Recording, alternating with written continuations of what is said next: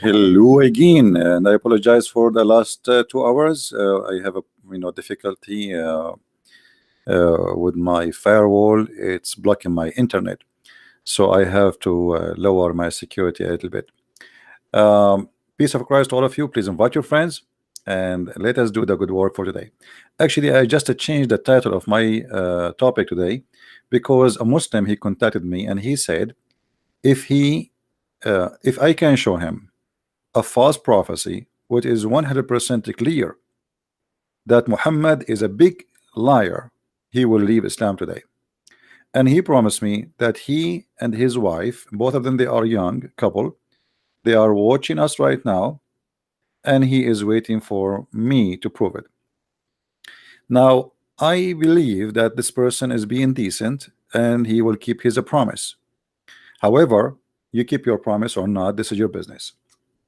For me, Muhammad is a false prophet. You leave Islam or you don't. That will not change really anything. It's you who is going to be trapped with it if you decide to ignore what they were going to show you. So, how we can show this Muslim 100% prove that Muhammad is a false prophet? Actually, everything in the Quran proving Muhammad to be a false prophet. I can mention things about like Muhammad saying in the Quran in chapter 18 that the sun set in murky water, how Muhammad described how the baby is made, etc. But I will show him something more clear. This is Muhammad, and this is Sahih Hadith. First of all, let us see the number of the Hadith. I will put it in the screen. Sahih Muslim, Hadith number 2538A. 2538A. Now remember, those numbers, by the way, are not really accurate. Those are numbers. I don't know how they made them, and when they made the translation, those are not really have nothing to do with the actual numbers. But as long they have them there, I mean, whatever it is. So let us see the prophecy which Muhammad he came with. Muhammad was speaking to his followers, and he says, the meaning of the words, the prophet after 100 years will be no soul left alive, is living now. I mean, do you need to tell me the meaning of the words?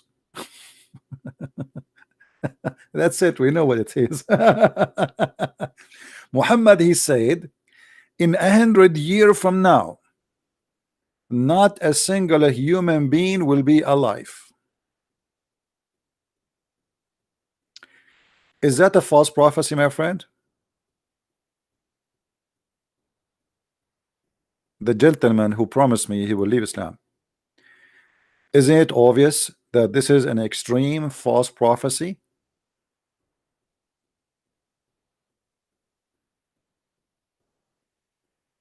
He's talking about what?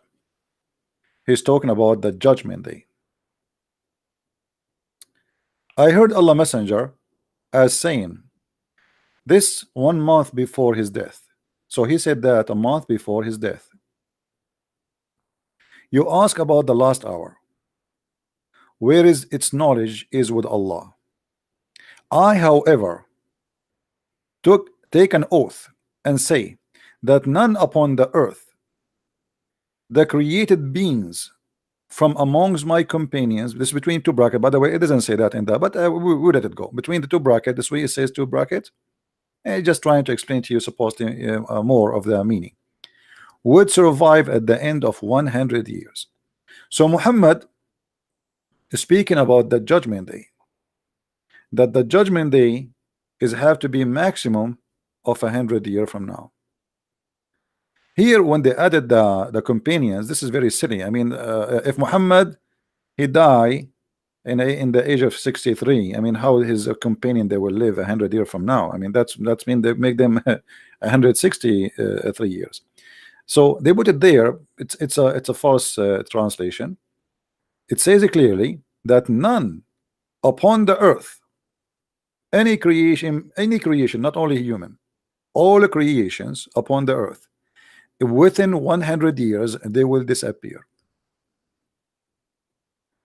I'm waiting for you to text me in Skype and keep your own promise. If you like to call me live and say I am leaving Islam, feel free. If you don't want to speak in public, it's up to you. Still, you can send me text and you tell me if I can show your text or not. Is that clear or not? I mean, how easier I can make it for you?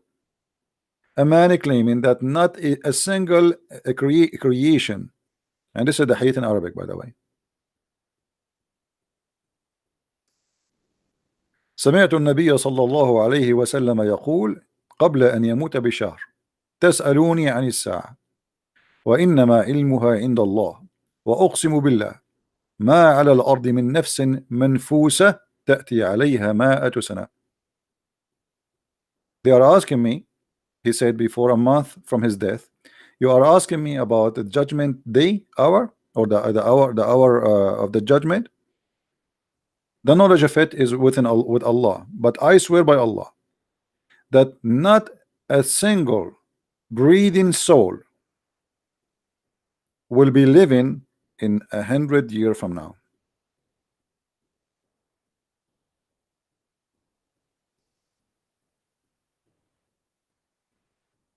I'm still waiting for this gentleman to keep his promise. Until now, he did not send me a text. I don't know. Maybe he's discussing with his wife. Maybe he's not. Doesn't matter. But obviously, Muhammad is making up a lie, and we are now 1400 years after Muhammad, and we are alive as I believe right now. I am alive.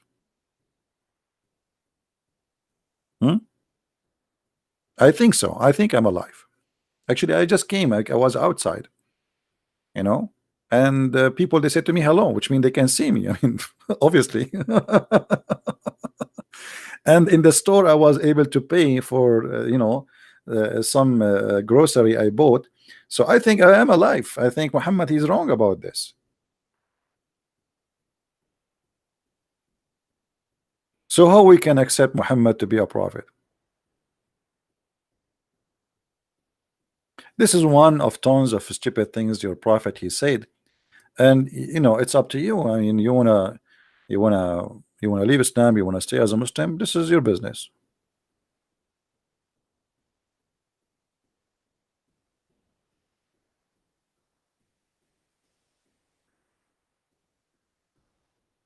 We can shows endless reference of things Muhammad he said, which is absolutely false. Muhammad he says, as example, we made a topic today about the names of Allah, right? Okay. Allah have 99 names. Who is the one who said that? Who is the one who said that? Muhammad. But Muhammad is a person who stuck with the number 99. I mean, Muhammad is stuck with numbers. Let us see.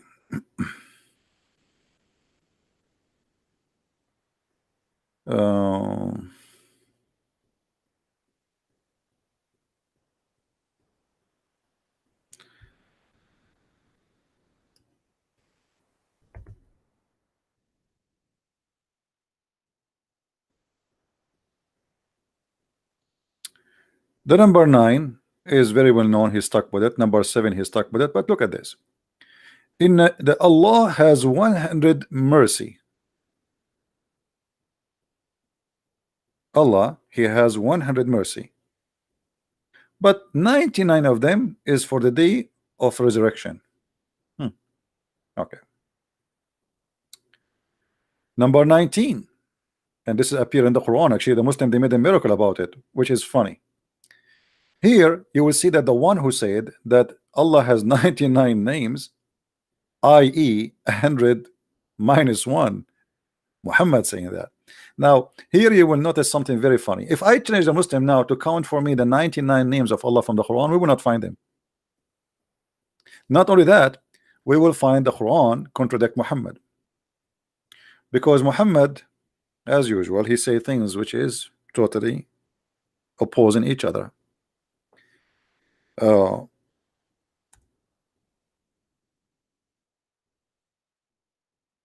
the Quran says that all the good names belong to Allah. All good names belong to Allah, and you find that as an example, uh, chapter 17 110 or chapter 20 verse number 8. All the good names, all the beautiful names belong to Allah. Okay, so how we can say those are 99? Any beautiful name belong to Allah. So Allah, yeah, okay, is Jasmine beautiful? Jasmine, Allah, his name is Jasmine. What if I want to call Allah Lolita? Hmm? Like to make him more exciting, like, you know, Allah Lolita. I told you once when I was eating in a buffet that was in the Caribbean, and the guy and his wife in front of me, he pointed his finger at a dish and he said Ponita. Me, because I'm an Arab and I'm very educated in languages, I thought the dish name is Ponita. Second day, I like this dish. I ate from it. I love it. So second day, I said to myself, I mean, this is the only name I remember. So let me ask for Ponita. So the waitress, she came and I said to her, Ponita. She laughed and she left. And then I called her again to come. I said, where is my dish? You know, Ponita, she don't speak English. She left again. And then after like 15 minutes, she came back and she is looking with her friends at me. And she gave me a piece of paper, has her phone number. I was saying, what's wrong with those people? I'm asking for a dish, they bring me a phone number. So a guy was walking by, he's a waiter. I asked him, where is my dish, man? Everybody speak English? He said, yes, sir. I said, where is my dish? He said, what you order? I said, I Ponita. He said, what Ponita? He said, I order for Ponita. I said, but we don't have a dish, it's called Ponita. I said, so what Ponita is? I said, Ponita mean pretty. So I was saying to this girl, you are pretty without knowing. Me, I thought I'm asking for a dish. She thought I'm flirting with her and she gave me her phone number. Now for Allah, all the beautiful names. Ponita.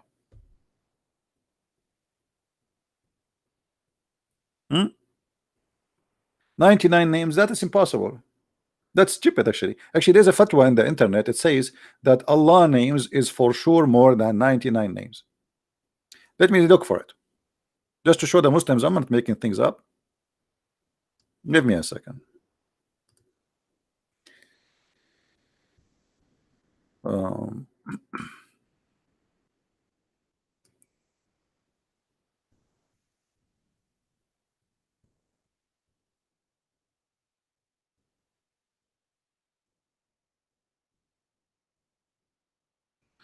all right. Here we go. I found it. Question. This is Islamica.info.com. It's an official Islamic website. Names of Allah are not limited to 99. Do you see it, guys? Do you see it? Those are Muslim scholars. They are saying the names of Allah are not limited to 99. But by saying that, you Muslims got your prophet busted. So what we will do now with this hadith, where Muhammad, he said Allah has 99 names.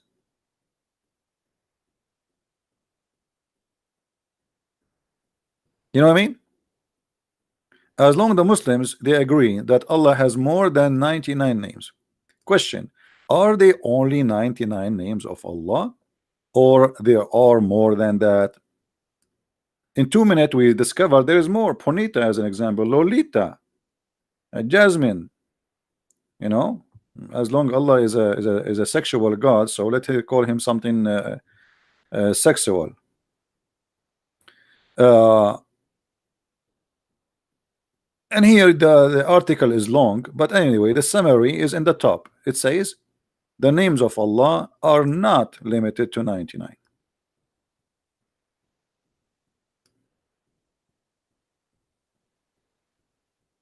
Hmm? So you Muslims yourself, you get your prophet busted. Muhammad is lying. How all the beautiful names belong to Allah, and then how you count him 99? This is impossible. There's millions of beautiful names. And how that can be that beautiful names belong to Allah? Because those names are given to somebody already, somebody or something. So how those names can belong to Allah? What does that mean? I mean, this is silly.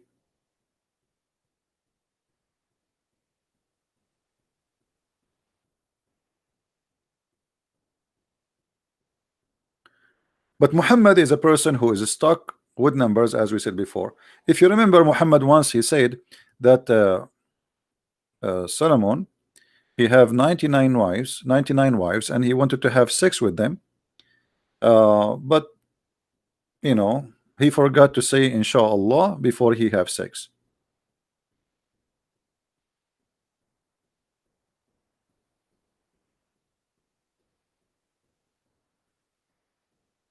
Let us see. A story. A person, he killed 99 people.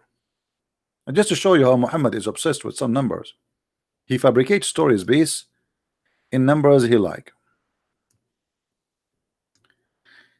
Anyone will text me and he is sitting and will be stupid, I will ban you. I have no time for kids. Shall I not tell you what I heard directly from the Messenger of Allah? I heard him, and I memorized it. A man, he killed 99 people.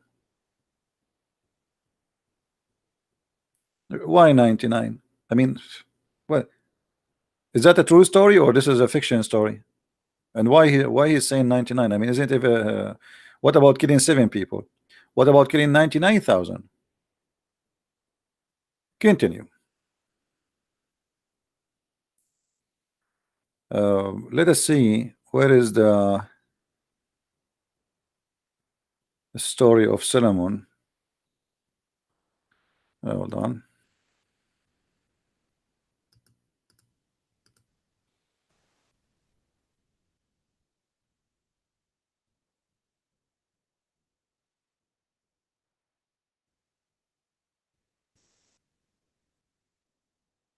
Okay, this is in the Quran actually, you know, like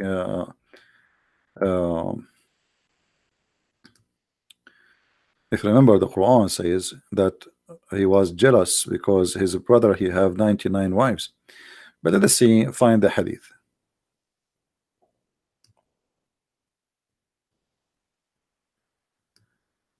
Let us see.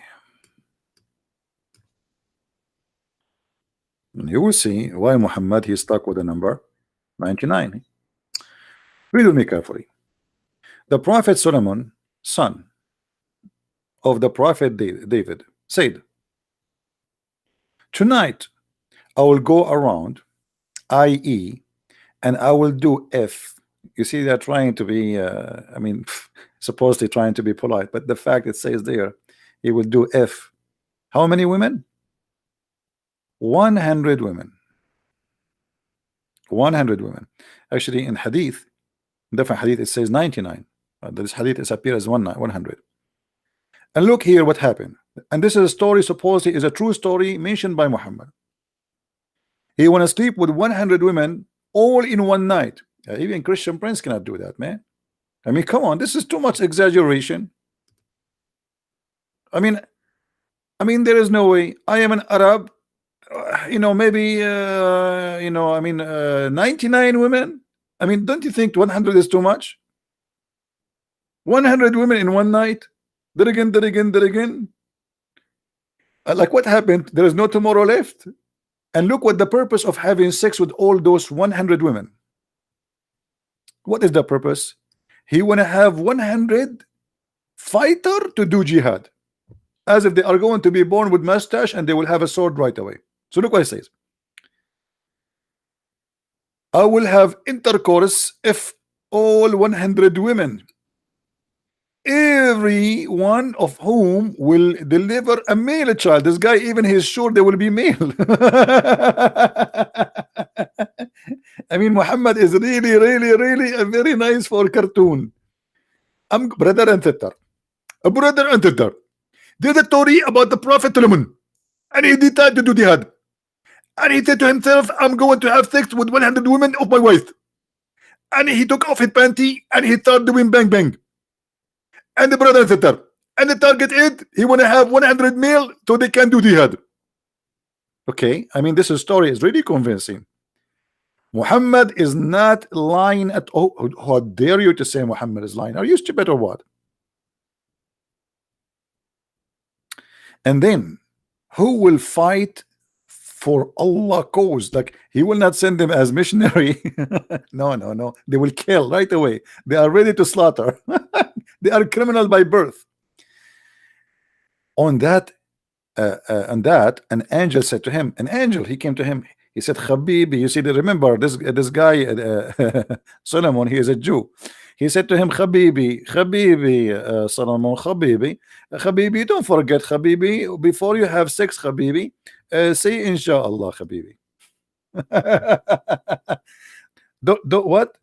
He said to him, say, if Allah will. But look at this Solomon, what he did. But Solomon did not say it and forgot to say it. What? How you do that? He forgot to say, if Allah will. So the guy, he start having bang bang. Then he had sexual relationship with them, all of them. Boom, boom, boom, boom, boom. That guy, you can imagine how much sweat this guy he was doing at that night. I mean, he have a marathon of 100 women. Hold on, where is the calculator? Let us say the night is 8 hours. Okay, and we have 100 women. 8 hours divided to 100. What? He have to finish with 8 women an hour? Okay, hold on. All right.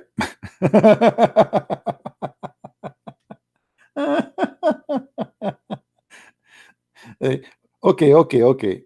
Actually, not 8. It's more than 8. What is that? The calculator is not giving you the correct number.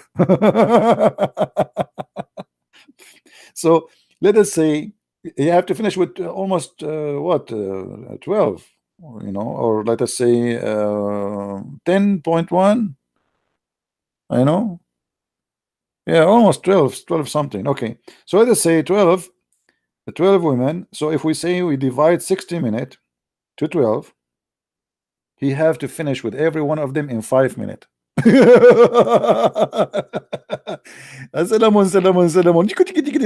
Solomon, are you a rabbit or what? 5 minutes? You have to finish with each one of them in 5 minutes. Are you kidding me? How you can do that?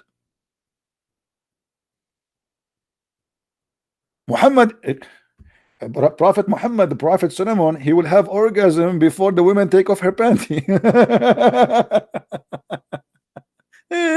Unbelievable. I love you, Prophet Muhammad. You are very funny. Must be a true story. And then, this guy, the poor Solomon, the Muslim Solomon, he start having bang bang with all the 100 women. But remember, he forgot to say what? Who remember? Let us see how many of you remember what he forgot to say. He forgot to say a very important word, brother. He forgot that word. What is that word? Inshallah.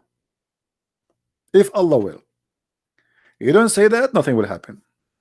Nothing. You have to say that word. So how the Christians, they can have their kids? They don't say if Allah will. Hey dad, did you say to my mom before you start doing your business with her, did you say if Allah will? Oh dad, don't do that. Unbelievable. So what is that? If Allah will? So what happened here, brother? Solomon, he forgot to say if Allah will. And then he had sex with the 100 women, which is very easy. I mean, any man can do that. I mean, what is 100 women in one night? We can do more. I mean, this is not. I feel sorry for Solomon. I mean, why only 100? Do you think at that time the food was not healthy? I think there is something wrong with Solomon. I think his health was not good. Only 100. I mean, come on. This is a prophet of God. There's no way he can do only 100. Like us, we can do 200, 300, 400. He's a prophet of God. Then,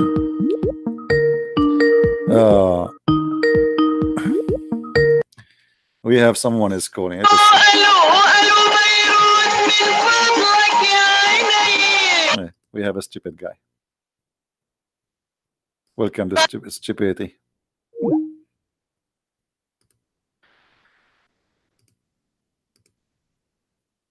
So he did not say if Allah will, and look what happened, brother. Surprise, surprise, surprise, surprise. But none of them delivered any child except one. Delivered what? A half person.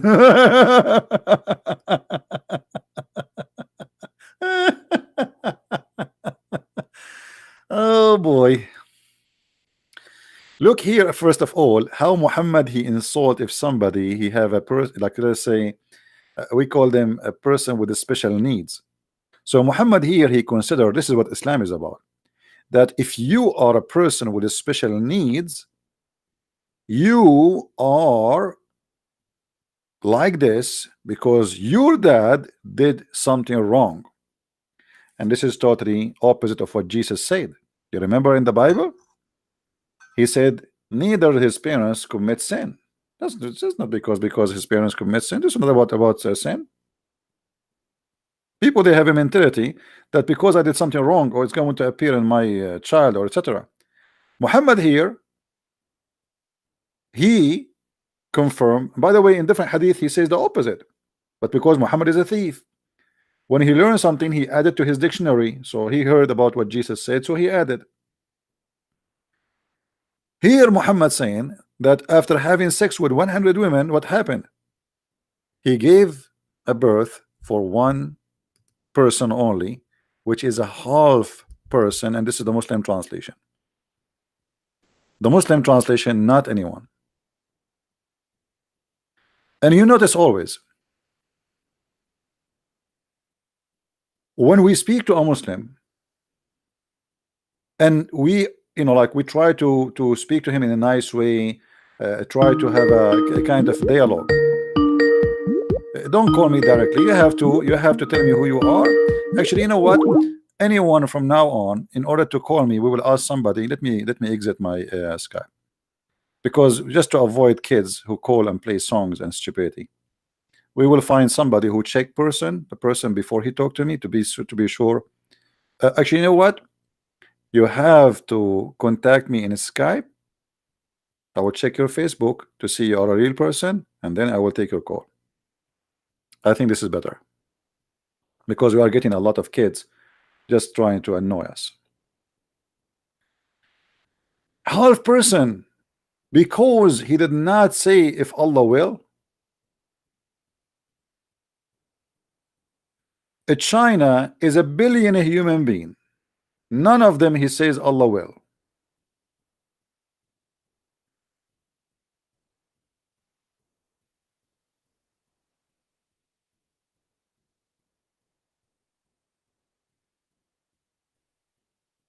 How we can accept Muhammad to be a prophet and he is telling the truth? And then the prophet said, remember carefully, this is the words of Muhammad. The prophet said, if Solomon said if Allah will, Allah would have fulfilled his desire, which means to have 100 child. But look how silly this logic is. Solomon, he wanted to have 100 wives to sleep with them, so he will make them deliver babies to go to do jihad. So it's not even for his benefit. So why he need to say if Allah will? Still, you have to say if Allah will. Otherwise, Allah will doom you.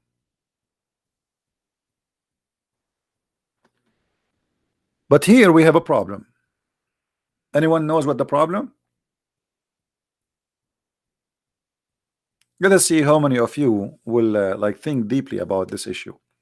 What is the big problem Muhammad himself as a person will face because of what he just said?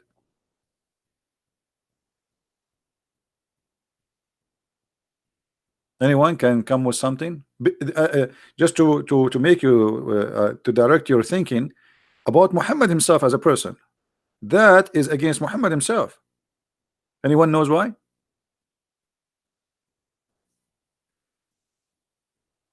Anyone knows why?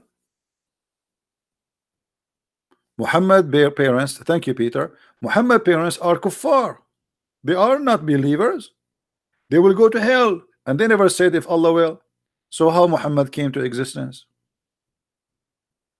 Not only that, there's a hadith. I don't know if any of you have the link. If any one of you have the link in English, because I remember it's hard to find it in English.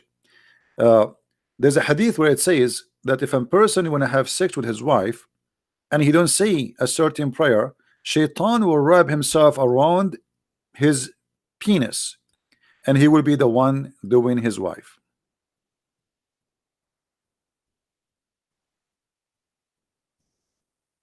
Muhammad, he ordered the Muslims to pray and say certain words before intercourse.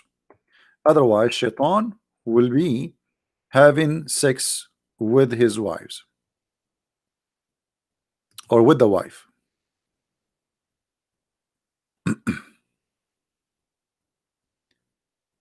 If any one of you intended to go to his wife, which means to have sex with her, he should say, in the name of Allah, oh Allah, protect us against Satan and keep away Satan from the one that you have bestowed upon us. And if he or deny the male child, for them Satan will never be able to do any harm to him. If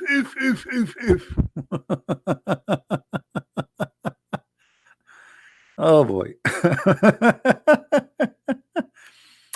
Brother, is that why Shaitan was able to harm to Muhammad, to do harm? Because Muhammad parents, they did not say this prayer.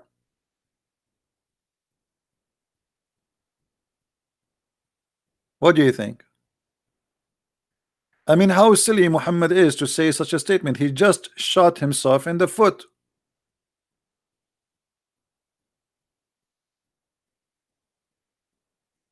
Muhammad himself, his families, they did not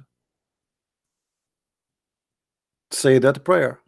So Muhammad is, by the way, in case you do not know what he meant that Shaitan will be your father, because Shaitan, he will round himself around. Let me see if I can find the hadith in English. Hold on. Prayer before intercourse, brother. And you know, the funny is, you hear sometime somebody he converted to Islam. I mean, how in the world you do that?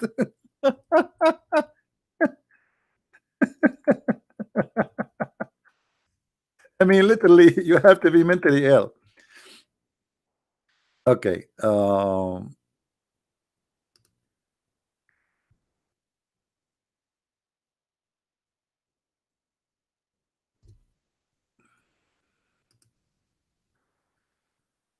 Let us see.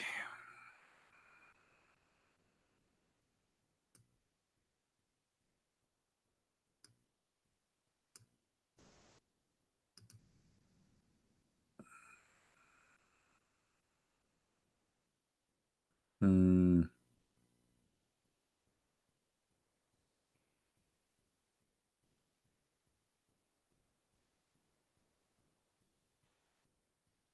I'm trying just to find this hadith in English for you.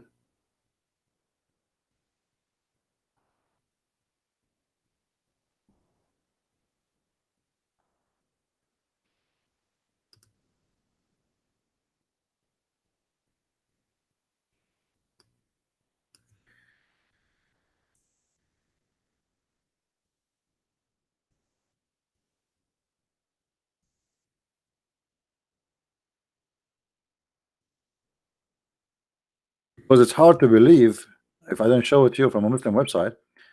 So I'm trying. Um, I saw it before in English, that's why I'm, you know.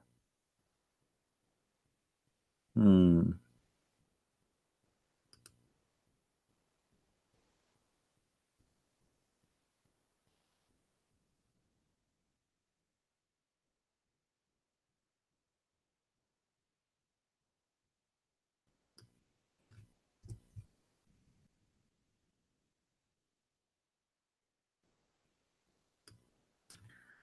Searching.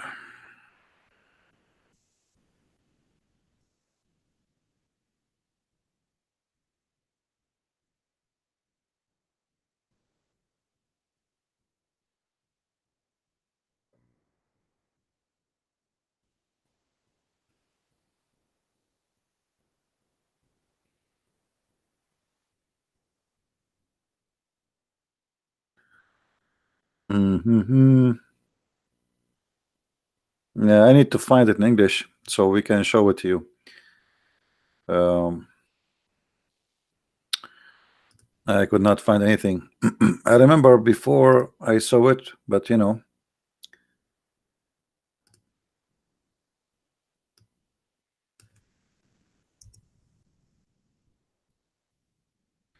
Let's see here. Saying a prayer before intercourse. Saying prayer before intercourse.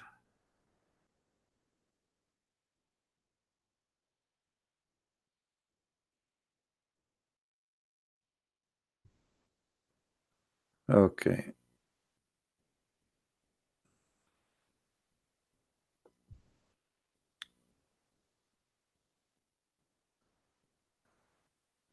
Hmm.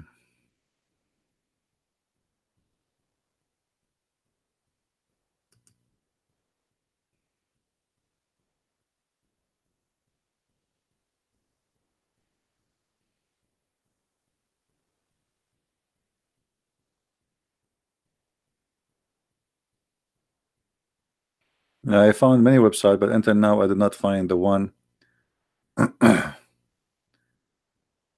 um,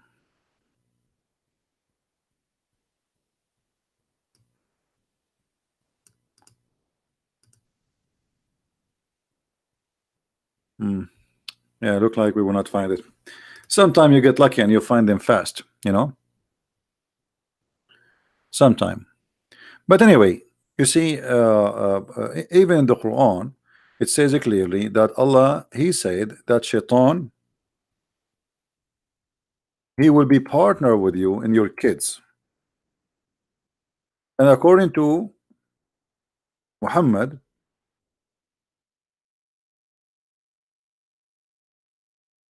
chapter 17, verse number 64, uh, saying it clearly that Shaitan, he will share mankind with their children's. He will partner with them in their wealth and their children's.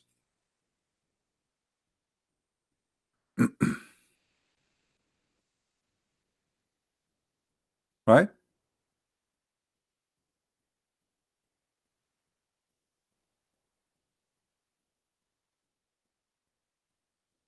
Any Muslim have a comment?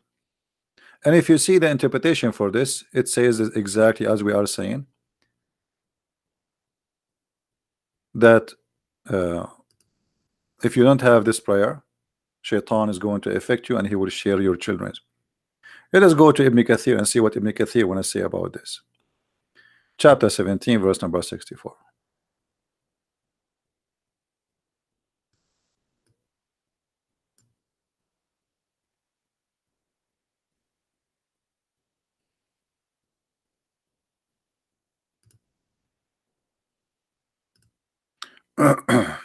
17 actually.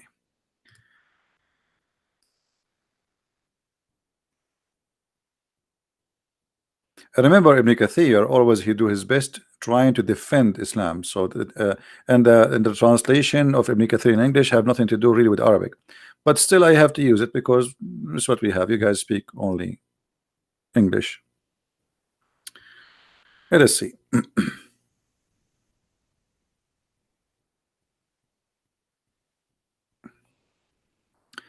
And share with them their wealth. Ibn Abbas and Mujahid said, this is meant what he commanded them to do of spending money of this disobeying Allah may be exalted. Well, awlad and the children.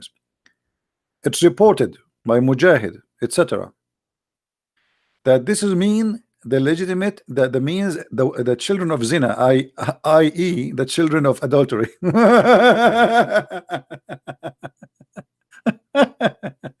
So children of adultery in Islam are because shaitan was having sex with your wife or a woman.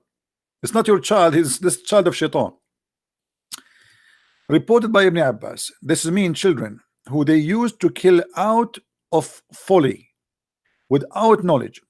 Qatada reported that Al-Hasan al-Basri said that Allah caused shaitan to take a share of the wealth and the children by making them Megans, Jews and Christians, and make them follow any religion other than Islam, and by making them give a part of their wealth to the shaitan.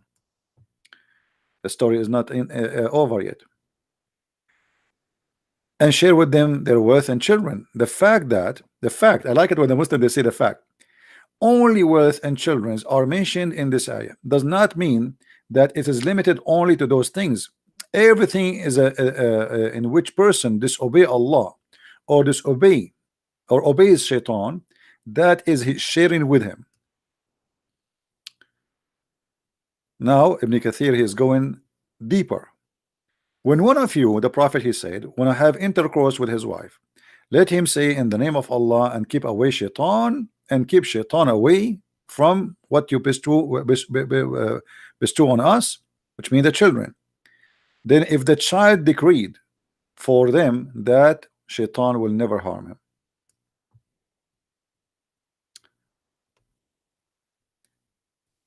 Ibn Kathir, he did not give any details about having, shaitan rounding himself around the penis of the man when you have sex. Let us see different interpretation.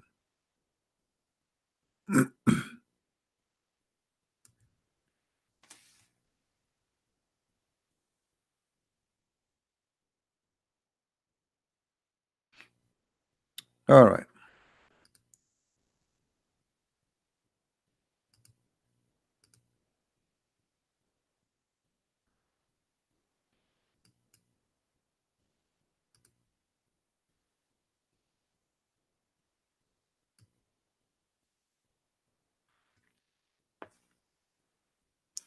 This is Tafsir al-Jalalain, and here in the English translation they are not showing that.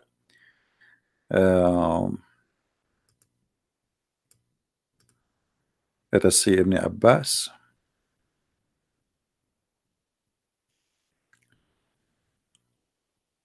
Yeah, all English translation doesn't show that shaitan will round himself around the penis of the man. But if we go to the Arabic ones, the Arabic is totally different from the English, because in Arabic they don't hide, they cannot hide it. That's it, the book is there. In English, Muslims, they can play all the games in the translation and they can cut off as much as they wish.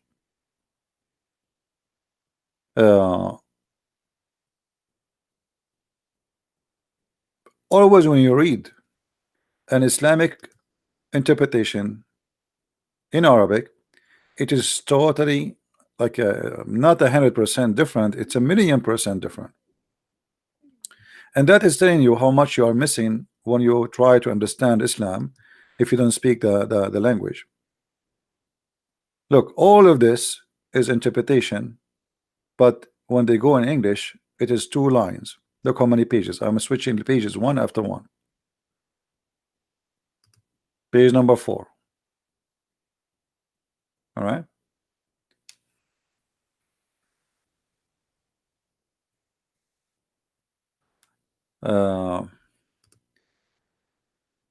Let us compare between the English translation and the Arabic translation of Ibn Kathir.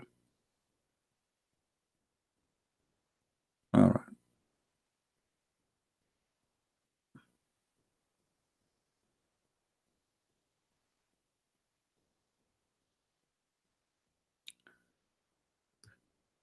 Every child is born as a female. It happened because he disobeyed Allah. By the way, it named, uh, which means he did not, he did not say the prayer before he have intercourse. But I did not see that in the English. Did we see it? I don't think so. Um,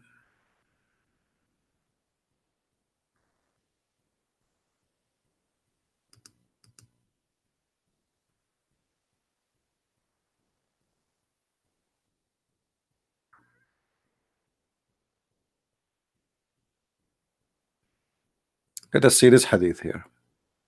You see this one we did not see in the English translation.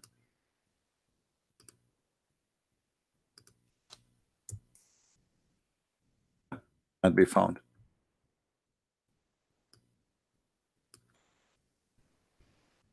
Can't be found in English. Too bad.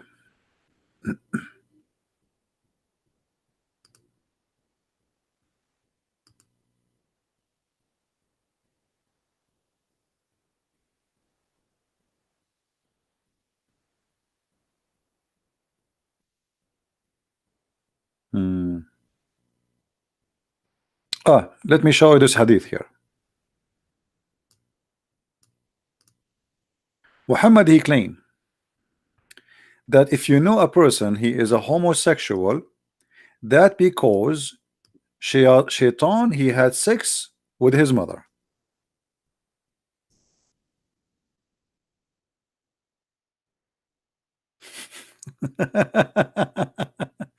Muhammad, he come with a new name. He named a group of people, he called them al-mugharribun. They asked the Prophet of Allah, who is al-mugharribun? What does that mean? I mean, this guy, he come with names, nobody heard of it. He create titles, like things we never heard before. So they said to him, who are they, those mugharribun? He says, those are whom they, when they have sex, you see in translation, they don't really show the truth.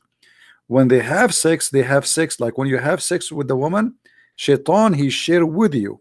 And al-mugharribun supposedly are the homosexual. Let us show more reference. Hold on.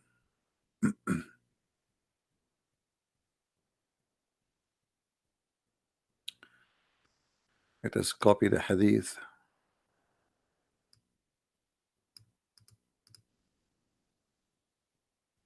in different way.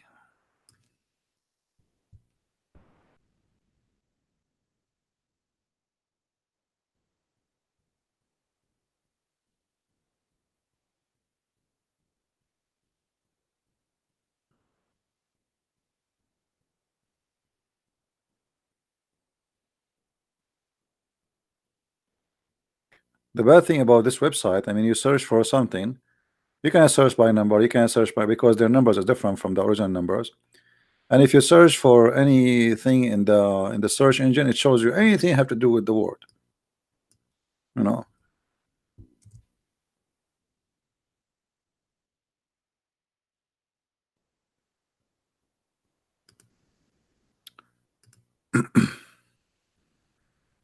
Let us see.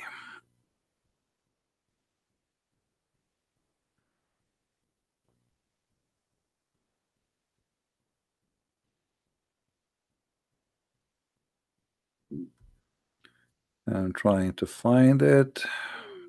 Let us see.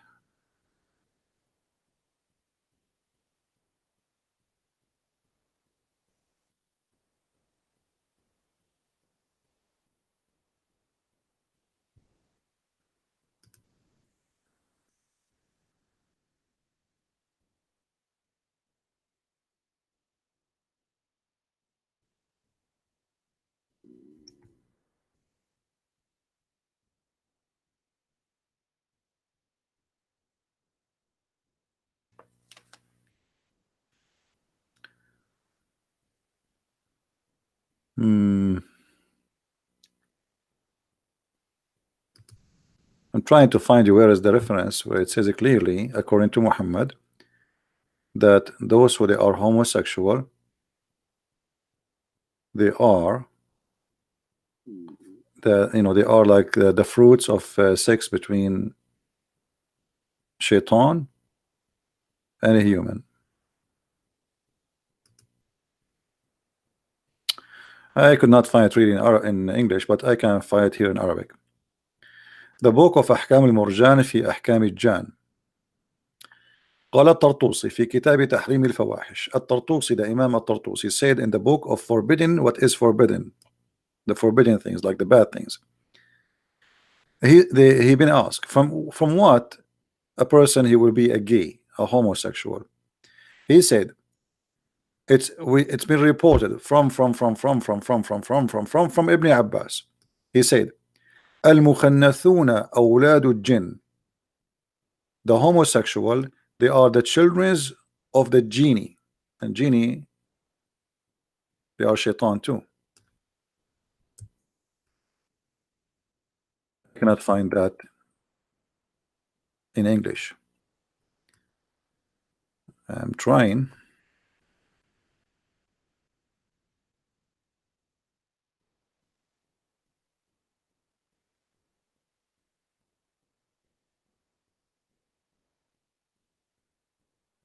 Yeah, I cannot find it in English.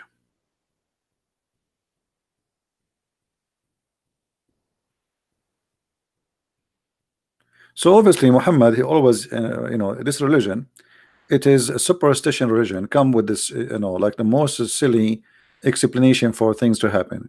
Why this guy is a homosexual? Because supposedly his mother, she have sex with a genie. I don't know if any of you remember that according to Muhammad, shaitan, he have sex with himself. Shaitan, because the Quran, the Quran always is full of mistakes, and the Quran said that shaitan, he have a children, but Allah supposedly he kicked only one shaitan from the heaven. So how this guy he have a wife?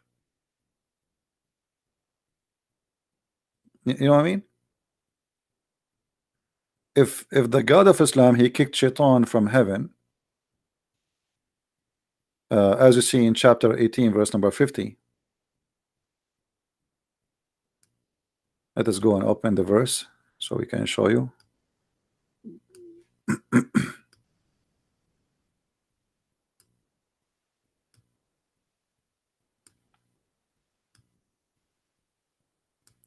So when they ask how shaitan can have kids, how shaitan have kids, Allah he kicked only from heaven 3 persons. 2 are human, Adam and Eve, and the third was the devil, which the Quran call him Iblis, which is obviously a copy from previous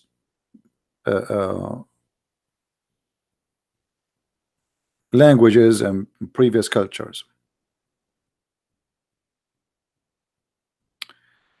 Why I don't want to talk to you? Because you are from Bahrain? No, my friend, my Skype is open. You can talk to me here.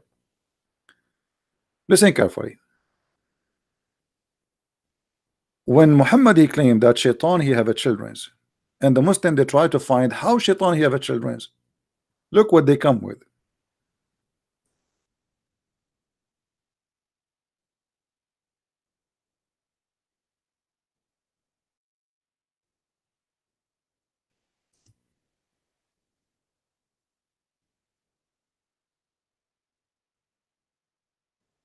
They come with a solution that shaitan he lay eggs and he have sex with himself.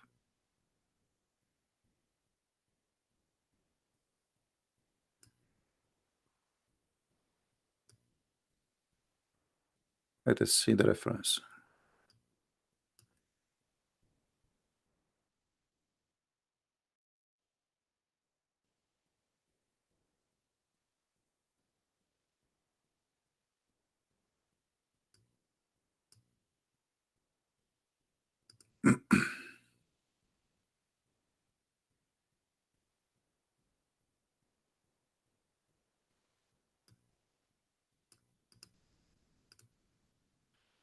I don't like to mention something without showing a proof.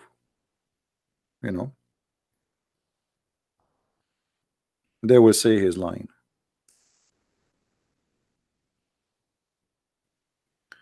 All right.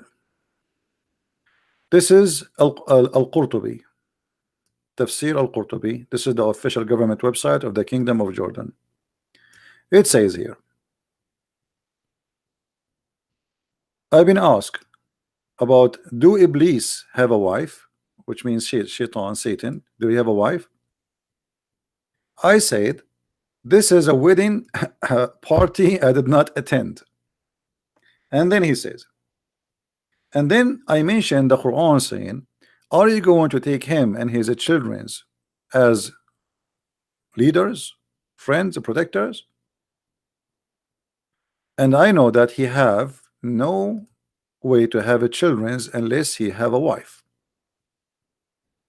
Mujahid said that Iblis, he did if himself by himself, which mean he have a penis in the, you know, in different explanation. It says, actually in the same explanation, we will see that in the same line after that. So he enter himself into himself, which means he's effing himself, and then he lay 5 eggs, and this is the origin of his childhood or children's.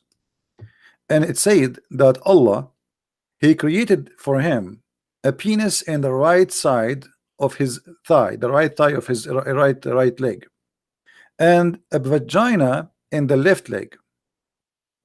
So he if this by that. Makes sense. I mean, think about it.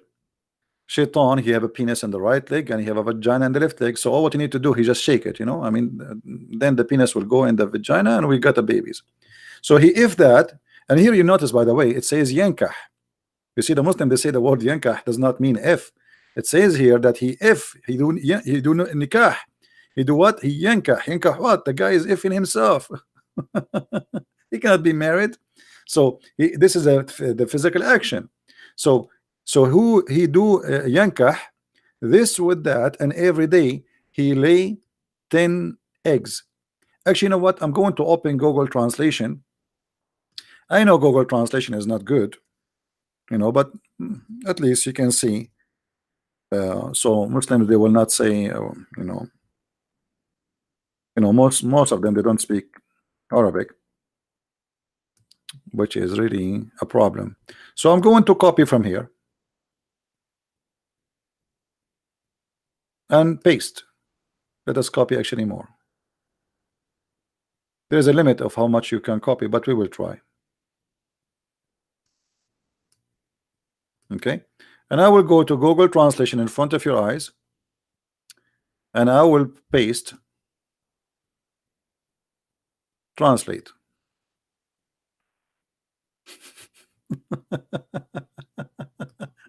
Do you see it?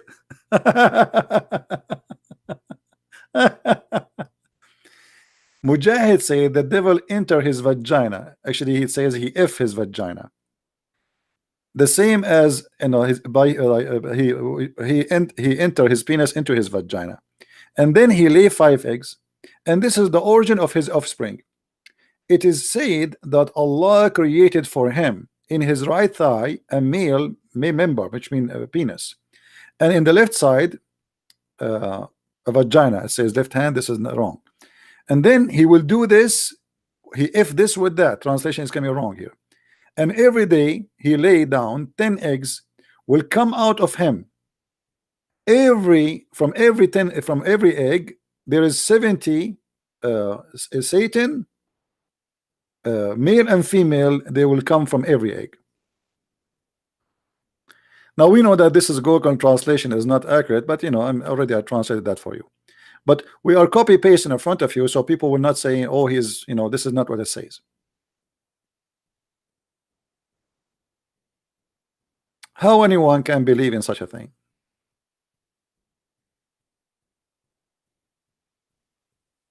It's impossible. I mean, unless you are really going crazy. The Muslims always, they try to find a solution for what is written in their Quran. And this Quran is very confusing and full of too many fiction stories. And here we go. So now we want to find out how Shaitan he have a wife. There's no wife. Allah he kicked him out of from heaven. Only him. He's the only guy. So how he have kids? So now we have to come with a solution. And what the solution is? Okay, we claim that Shaitan he have a penis in the right leg and vagina in the left leg, and he F himself, and then he lay 10 eggs.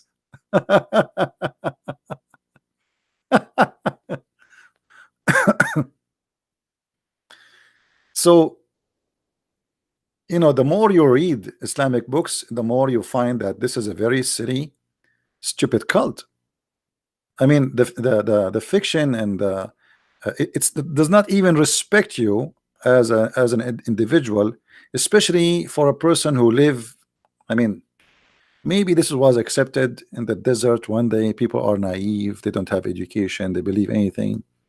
They believe that there is a witch, she can fly, and etc. But today, I mean, who is going to believe in this garbage?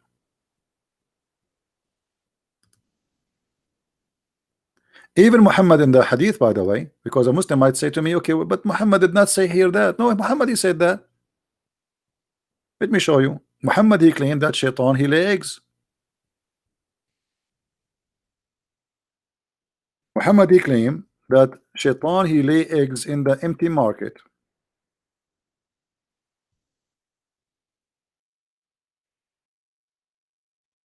Let's see.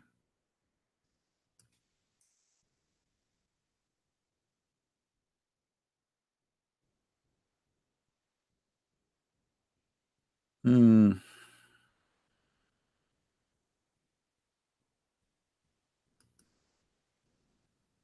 Let us find the hadith in English.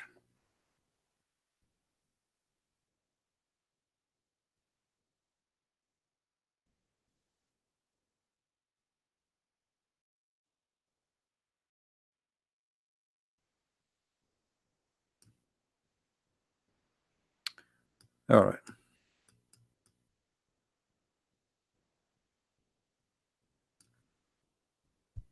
Muhammad is the source of all lies. I don't know why I cannot find anything with this website. I mean, this is should be here. Even this is a Sahih hadith. Here we go. See, this is in Sahih Muslim, but we cannot find it.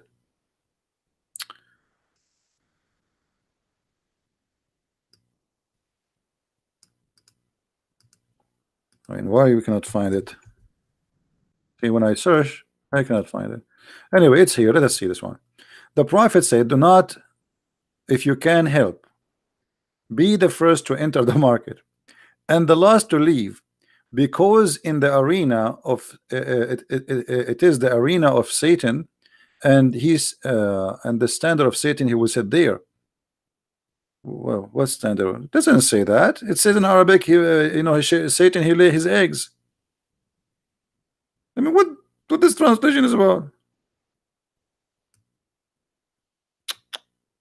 Unbelievable how they lie. They try to cover up. Let us see.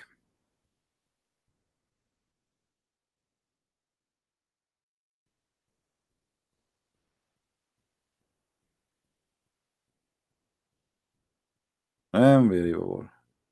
They change the translation.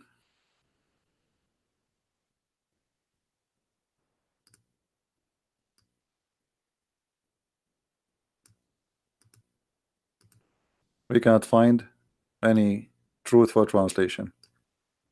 But anyway, anyone who speaks Arabic, he can see it. I mean, it's not all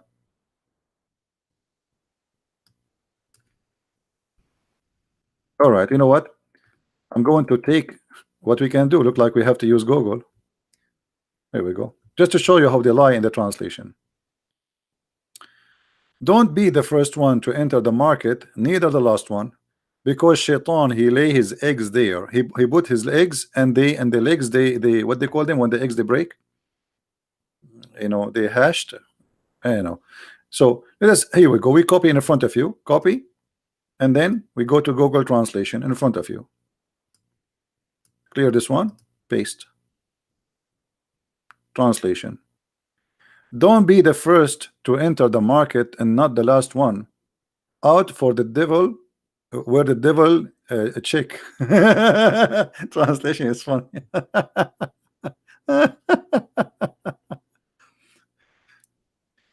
Oh, this is Islam.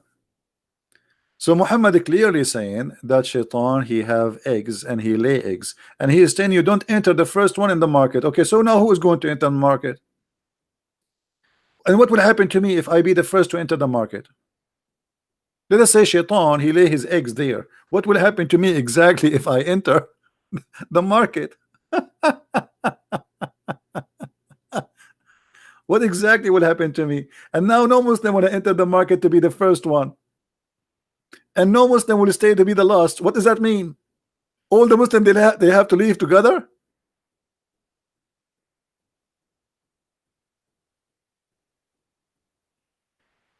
I do not know Arab from Bahrain. Actually, Bahrain is not an Arab land. Bahrain never been an Arab land. Most of those people in Bahrain, they are either from from Iran. They are, it's a mix. Even Saudi Arabia. If you go and check those who live in Bahrain, Kuwait, Emirat, Saudi Arabia, you will find that most of them, they look like Pakistani. I will show you. Even though I'm changing the topic now because of the chat here. Give me a second.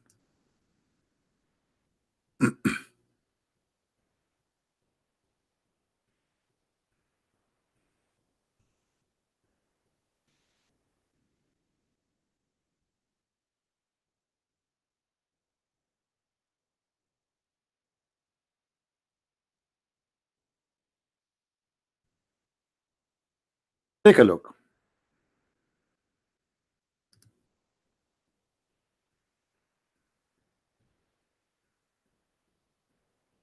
This is the Prince of Qatar.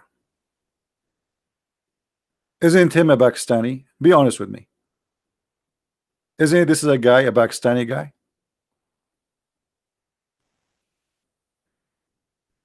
Isn't it? They're Pakistani. They are not, there's nothing is called Arab. There's nothing is called Arab. Arab is not an ethnic. Me myself, I call myself an Arab, but in fact, there's no ethnic is called Arab. Look at look. This is his father. Pakistani. Why? Because if you look at the map, you will find that a few hours in the sea, even if you are using the old ship, like not now, like it's going to take half hour to be in Pakistan. Pakistan across the border. At that time, it used to be India, right? I mean, Pakistan is a new country. So obviously, those are the fruits and the children of Pakistan, the Indian ethnic.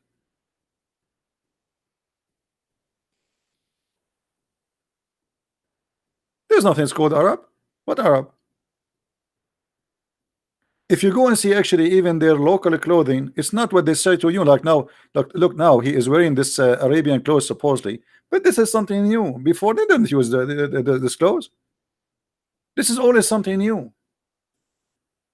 Go and check the clothing of people in Yemen.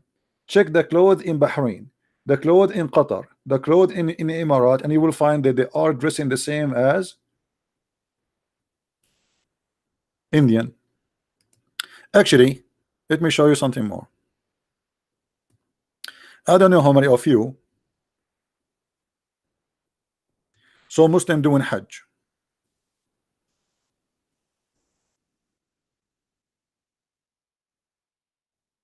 When Muslim they do Hajj, did you see how they dress? They dress exactly like Hindu, practicing their religion. And let me show you some images.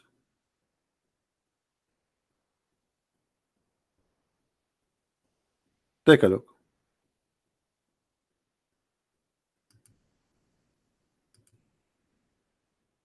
Do you see it? This is what the Hajj. The Hajj is 100% an Indian practice.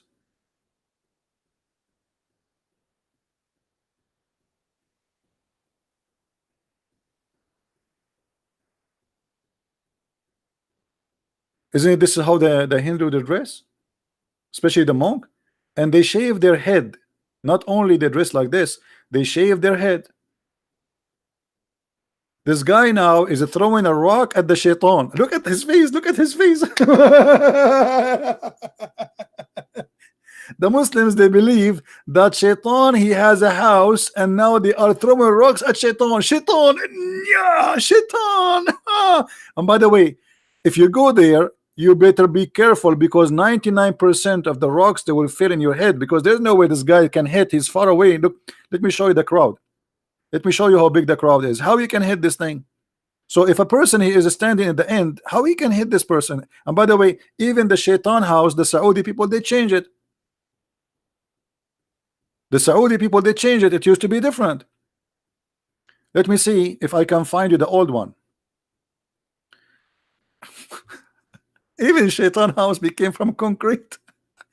They update the shaitan house. Look, this is the original shaitan house. It was a column made from stones, and the Muslims go around it and they throw their rocks. Do you see it? And this column collapse every few, I mean every year, because they're throwing rocks at it.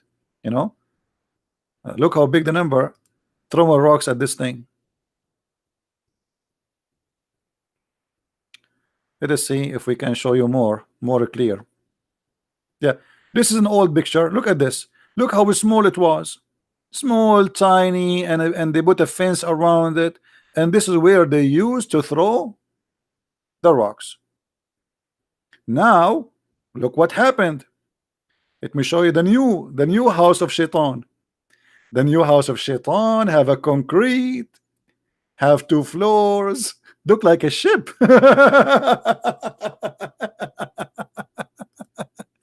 Hey Muslims, are you allowed to update the house of shaitan?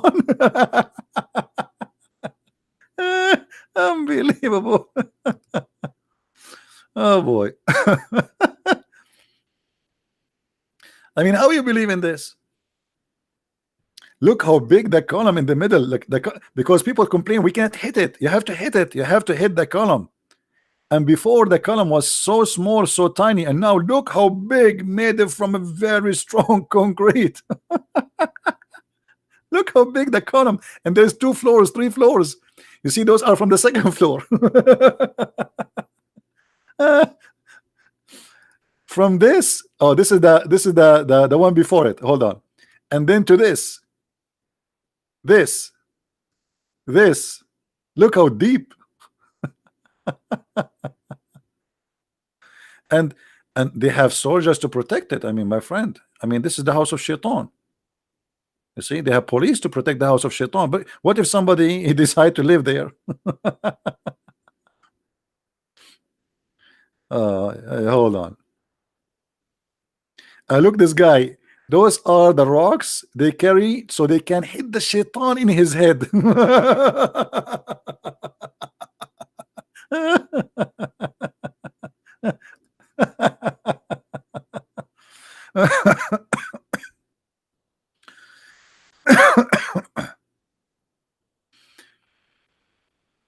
I'm trying to find just an old images. Hold on. Look at this guy. This guy is taking a selfie. He's throwing the stones. Hey brother, selfie. I'm hitting the shaitan in his head. Unbelievable. I mean, this is hilarious. Oh boy.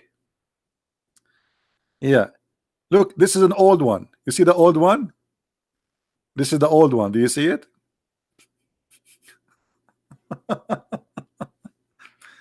Look at this guy here. Look at this guy. All of them, they want to throw the rocks at the house of shaitan, brother. Allahu Akbar. Allahu Akbar. Look how excited this old man is. Everybody, and the poor shaitan is collecting the rocks.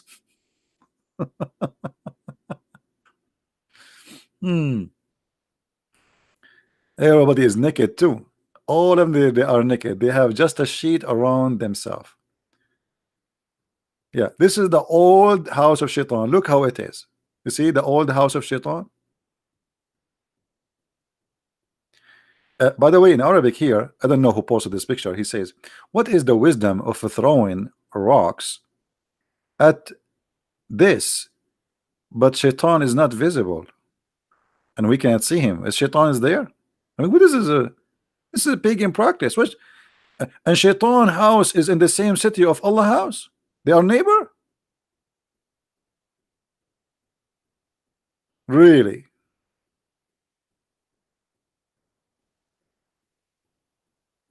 Look at this.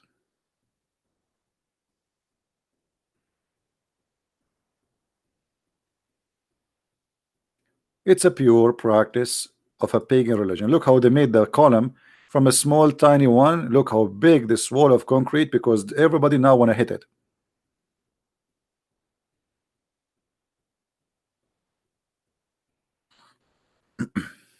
And now Shaitan is waiting for you to hit him in his head. He's there. I mean, Shaitan is waiting there. You see how religion can fool millions of people. I mean, what is that? People, they fly, they spend a lot of money to go there and to do this.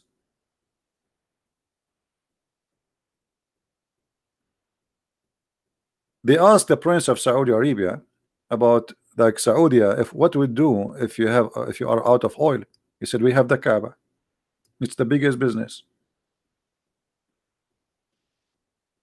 Millions of people, they have to visit, spend their money, sleep in hotels, buy goods, buy gifts, buy food, and fly.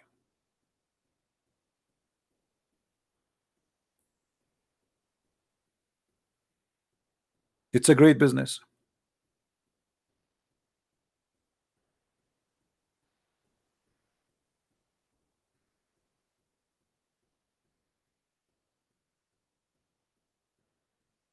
Look, this is the house of Shaitan. I found you an old picture. Look how small it is. Do you see the old house of Shaitan? Do you see how it is now? This is the old house of Shaitan before the oil of the money of the oil and before the concrete.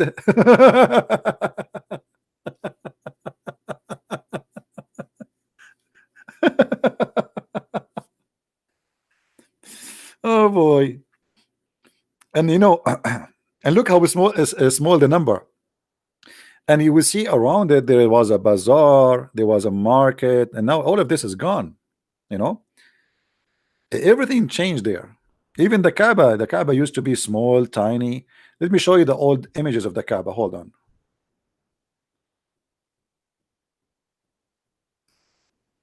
Give me a second. Before oil and after oil. Just to show you what money can do.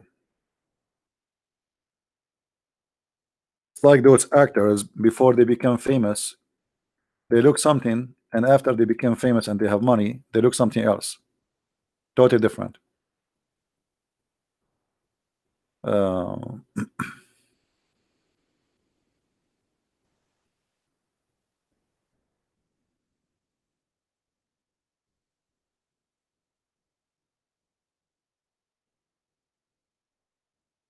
look at this. Those are old pictures of the Kaaba.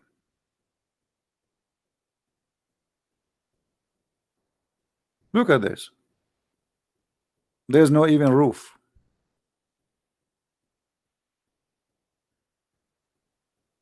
Look at that. There's no tiles in the floor, dust and dirt, a room in the middle, stores around it. Those are stores. Those are stores. That's not a mosque. People, they buy, and you can tie your camel in the side, and then you go around the Kaaba, and look how many people are there. That's it. This is the Kaaba. This is before the oil.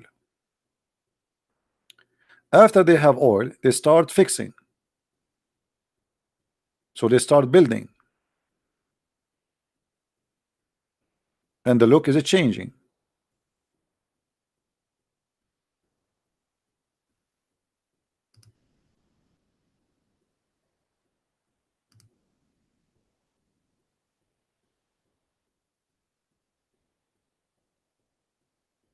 Old pictures. This is a very old picture. Look at this. This is the Kaaba. I think this is maybe 100 years ago only. I mean, when the first time there's a camera, I'm not sure when the first time the camera was discovered. I am not good with information about camera history. But do you see what the Kaaba was? Just a small, tiny room. Nothing like the cover you see now. It's not high. The door is just a piece of wood. You see it? This is the Kaaba. The Kaaba today is something totally different. It's big, high, nice stones. Even they changed everything. Even the stones are not the same color. The roof is concrete. The ground is marble. I mean, all the Kaaba. There's no Kaaba. The Kaaba is gone. The Kaaba they used to have before is gone.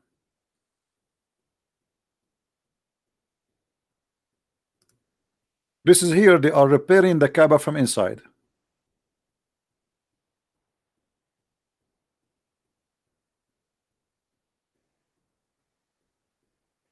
And look, Mecca was empty just 100 years ago.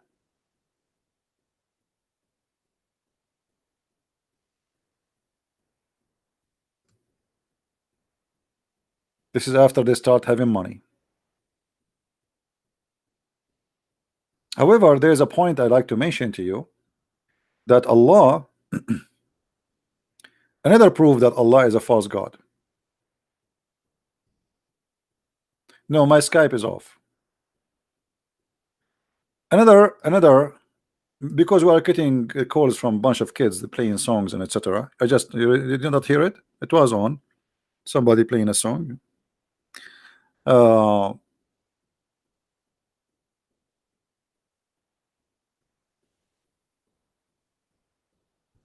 Let me show you.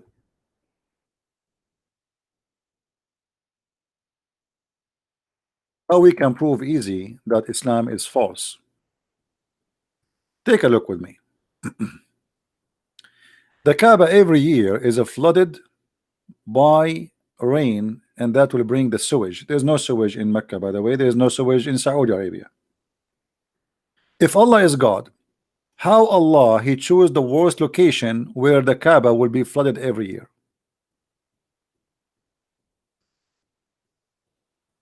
The Muslim they claim that the Kaaba location is decision made by Allah himself.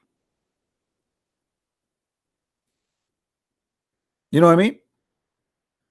If Allah he made the decision to locate the Kaaba, then why the Kaaba is in the worst location? If Abraham built the Kaaba, how is this small thing being abrogated? What did it look like in the time of Abraham? There is no Abraham. You have nothing to do with this. What Abraham? What Abraham? Actually, even according to Islam, the Muslim they claim that the first one who built the Kaaba, it was the angels of Allah. Then Allah he told Adam to come all the way from India, and this is why I'm telling you the roots of those who call themselves Arab today, they are from India. Even Adam, according to Islam, he landed from heaven in Sri Lanka today, which is part of India. And then Allah he ordered him to do Hajj, and when he arrived to Mecca, he found 40,000 angels waiting for him, and they are singing for him, and they said to him, we did Hajj here 2,000 years before you.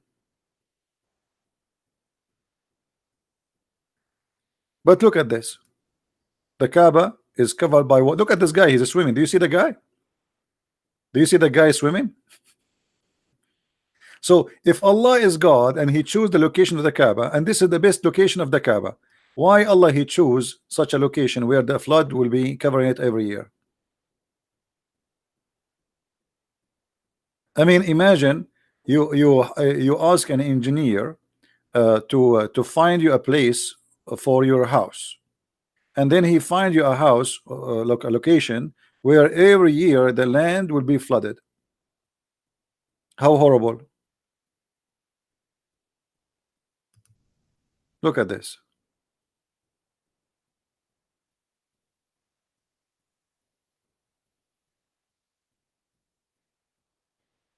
There is more horrible pictures for the flood, but I don't see any, not too many. Actually, if you can search right now in YouTube, by the way, search for the flood in Mecca. It is the worst location for the whole city because Mecca and the Kaaba specifically is surrounded by small hills. So when there is little rain come, all the rain go down to this low point, which is the Kaaba.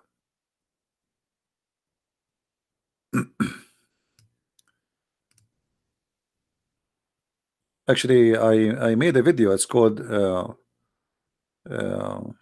"Seeking Allah, Finding Death."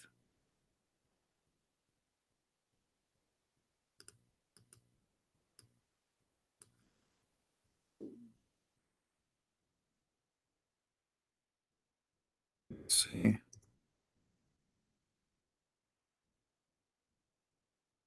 Yeah, here we have,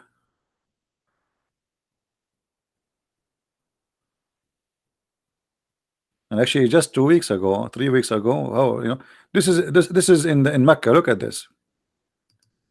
This is in Mecca. Every year until now, nothing changed. This is in Mecca. Mecca is the worst location ever to build a city. Look, the cars are flying with the water.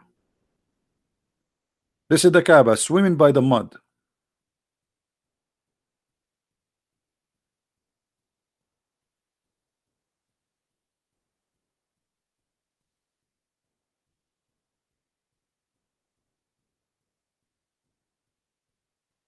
I mean, endless pictures. And this is the pictures, if you remember, when the cockroaches and insect they attacked the Kaaba just a few weeks ago. And look what the Muslims they said about this incident. When the insect they attacked the Kaaba, the Muslim they said because the Prince of Saudi Arabia, the Crown Prince, he allowed the women to sing in Saudi Arabia. Allah, he is showing his anger. But let me show you how stupid this idea is. So the Prince of Saudi Arabia, he allow a woman to sing. So Allah, he want to show his anger by making cockroaches attacking his house. What about attacking the house of the prince? You know what I mean? The Kaaba is the house of Allah, is not the house of the prince. What about Allah showing his anger and make all the cockroaches in the world attacking the prince house? I mean, do you see how silly this is? So now Allah is upset from a Christian prince. What he do? He make the cockroaches attack the Kaaba. Like, attack a Christian prince.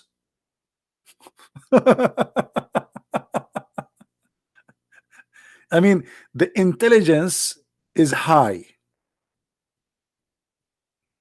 Hmm? What's wrong with you?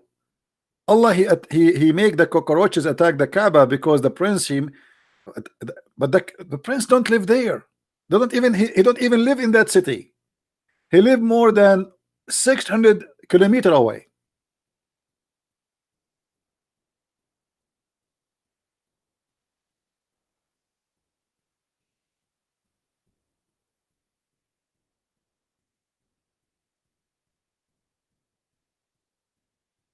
All right. Question: where is the Quran? Does it say Shaitan has a house? Where? Why build, remodel the house of Shaitan? And why would Shaitan stay in house where people will keep attacking? My friend, there's a book, I wish I can get it. It's called Interview with Shaitan. Hold on. You see, guys, you open a new topic now. Let me find you something. Shaitan, according to Muslims, uh, he's a genie. Genies are creatures created from fire, but they live in houses with us, not in their own houses. Uh,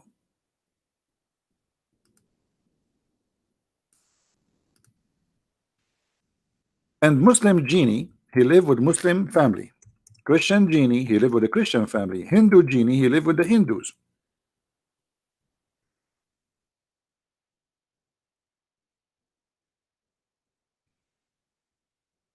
Let us see.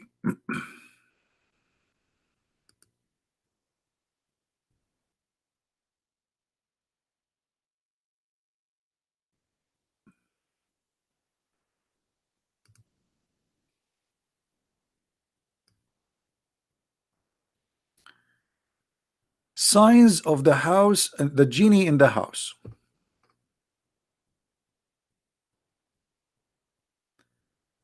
Disturbing the electricity. Muhammad sallallahu alayhi wa sallam said, the jinn will play with the flame.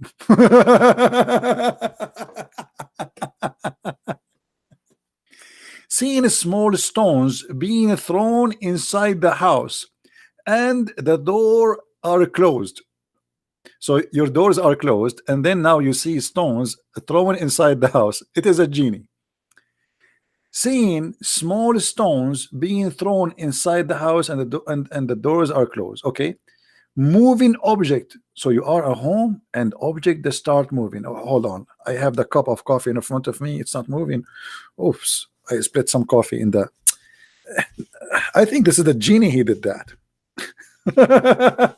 And then when the plates are dropped from the hands of the people or doors slamming, if you are holding a dish and the dish fell down from your hand, that's because a genie is trying to take the dish.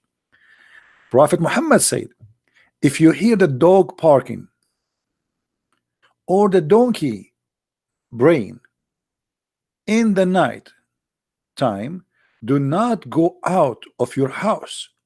Shut the door in the name of Allah, Bismillah, and cover the plates and the glasses. If things being stolen from the house cause fitna. So like, you know, your wife, she have a ring and the ring is gone. Don't accuse your son because he is selling it to buy some drugs. No, no, no, it's a genie.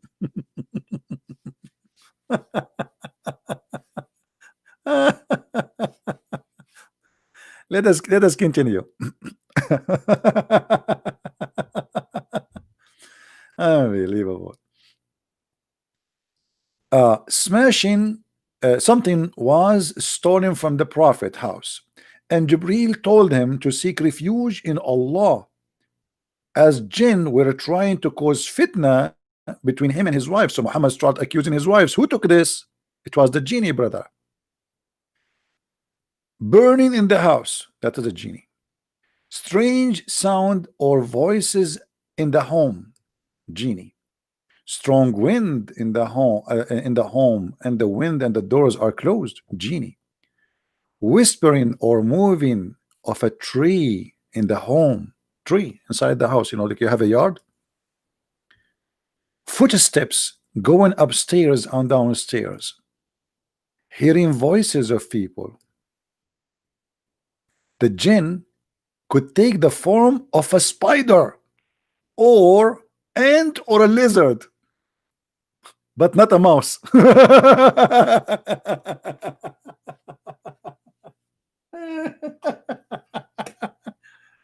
Oh boy. So I don't know, guys, if the text is clear for you. Is it clear?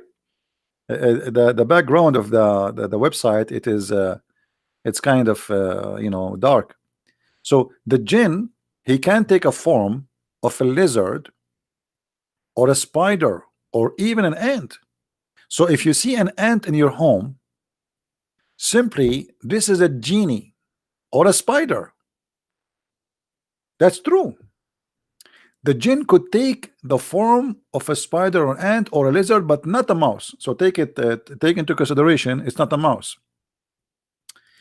If you see an animal, say Bismillahir Rahman Ar-Rahim 3 times.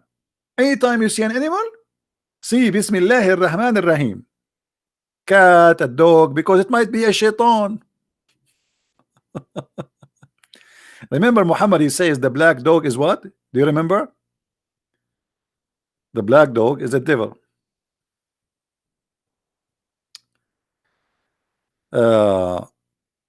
Ali Mahmoud. What Ali Mahmoud he want? Ali Mahmoud want to talk to me? Ali Mahmoud, you want to talk to me? Let us see what Ali Mahmoud want to say. Answer, Ali.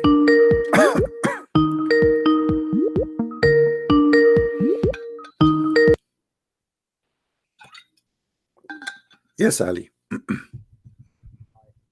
Hello?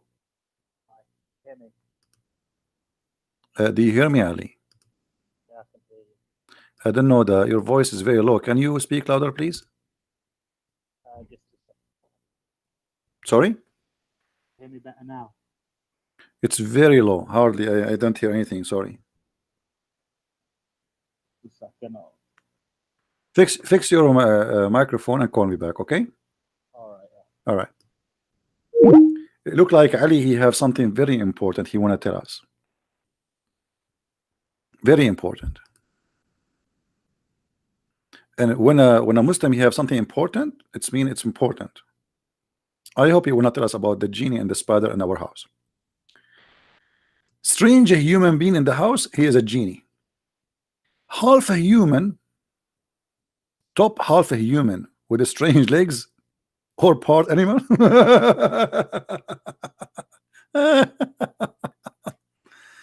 Oh boy.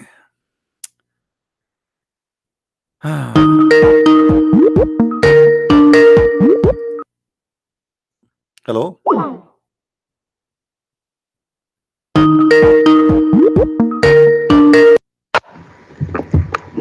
Hi, can you hear me better now? Yes, I hear you.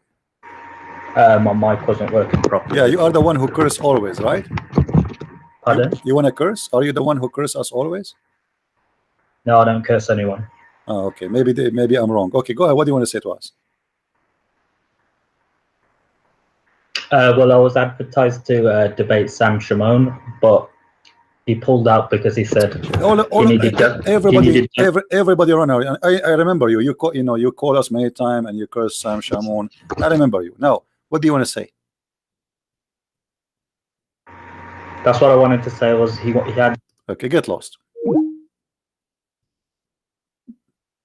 This is what you want to say? Everybody is laughing. Everybody is running away from you. Here we go. You are calling me, potato. So you call me to tell me you want to debate Sam Shamoun. So are you going to call Sam Shamoun to say to him you want to debate Christian Prince? What a potato.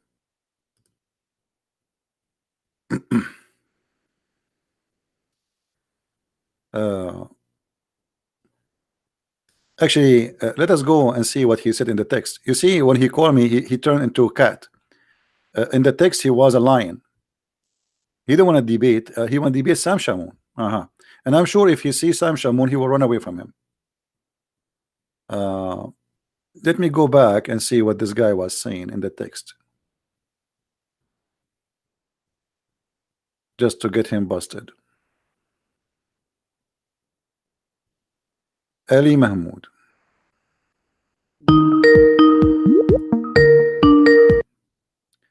Yes, Muhammad. Hello. Yes, Muhammad. What do you want to say to us? Yeah, I just want to clarify. You said the Jamarat in Mecca is the house of Satan. So who live there then? What is Jamarat? Yeah, no one lives there. It's a place where the stoning ritual happens. Wait, hold on. So if you know that Shaitan is not there, you are stoning who? We're not stoning anyone. So it's a symbolic ritual. What's symbolic? What's symbolic of what? I mean, why you to have to go to certain place and you have to say certain words in that place? I mean, if Shaitan is everywhere, so what the point of going in certain place and then we have to throw 13 rocks?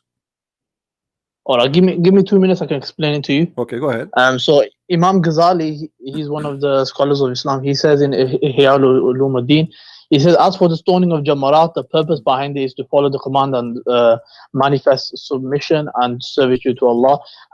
And then he goes on to say that it's also the aim is to imitate Ibrahim Islam when Iblis, Satan appeared to him in that place to instill confusion in his mind or tempt him to sin, and Allah commanded him to throw stones at him so as to drive him away and dash his hopes.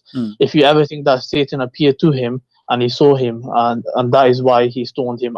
But as for me, the Satan did not appear to me. It should be noted that this thought is from the Satan, and he is the one. Yeah. So in a nutshell, we copy what Ibrahim Islam did. Okay, and when we throw this stone, we're doing it let me ask you. in a Okay, here we symbolic go. way.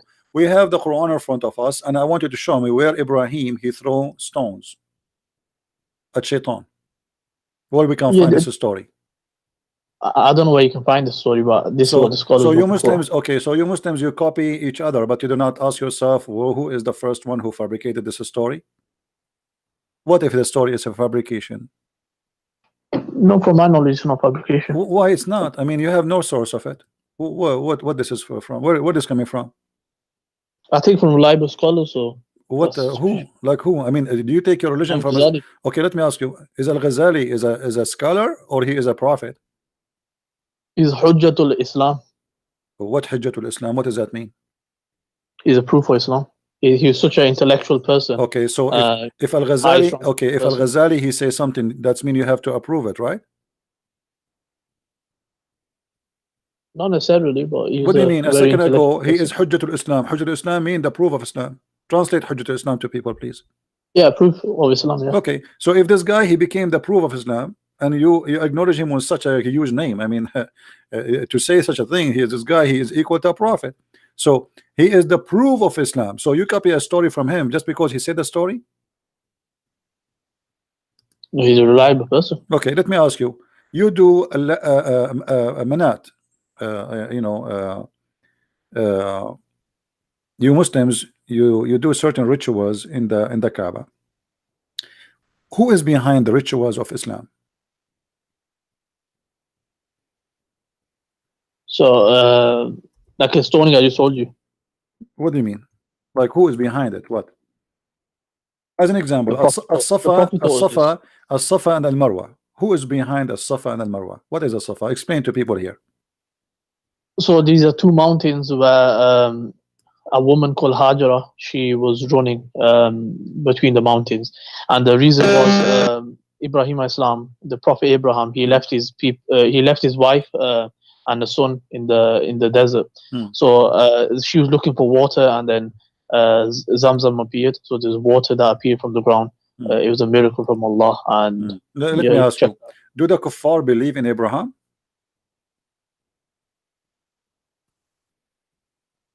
Maybe they follow his tradition. How they follow his tradition, but they don't believe in him? That's possible. What do you mean the possible? They don't believe in Abraham. A person can, you know, how you Muslim you say that Muhammad was the only one Abrahamic and the rest are not. So how the Muslims they claim such a thing that he was Abrahamic and those kuffar, the reason they are not, they are kuffar because they aren't Abrahamic. Now suddenly you say to me that the kuffar, the reason they kuffar is because they took the idols as gods. Okay, let me ask you, when Muhammad he said As-Safa and Al-Marwa, it's okay to do it, was because of what? It's like I said, these are all rituals. No. The Muslims they complain. They said this is pagan. We will not do it. Is that true? Or I'm making things up? It says pagan. I haven't seen that. Yeah, this is pagan because the Arab they used to go between those two hills simply because supposedly there's a story, a legend story, that there is a man and a woman they have sex in the Kaaba, and Allah he cursed them, the moon god, and he made them stones. Is that true? And they used to go between those two idols. Is that true? Yeah, I heard something like that. Okay, so this is what As-Safa and Marwa is. The Arab they are not practicing Abraham. Read with me carefully. This is the book of Asbab al-Nuzul, not my book. This is your book. Let me zoom out.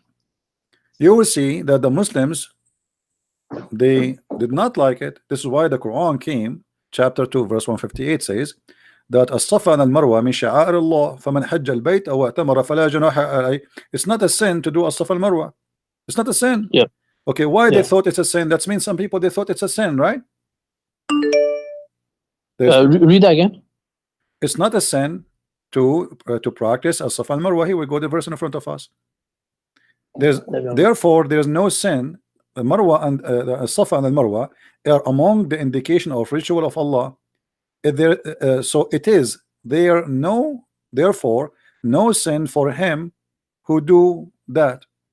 Your God saying that. This is Quran. So what made the Muslim, okay?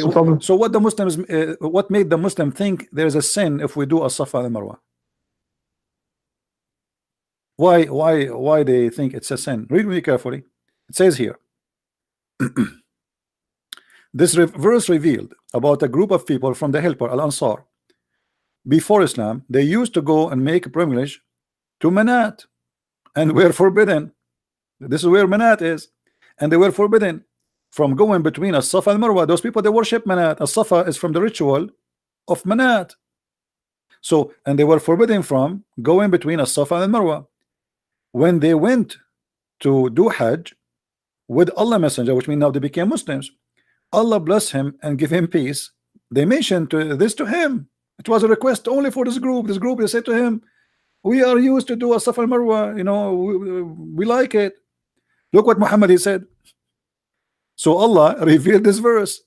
So Muhammad, you know, I'm not insulting, I'm saying to you what I believe. Muhammad, because he's a hypocrite man, just because a group of Al-Ansar who they are pagan and now they converted to Islam and he don't want to lose them, they said to him, we like to do a Safa and Marwa.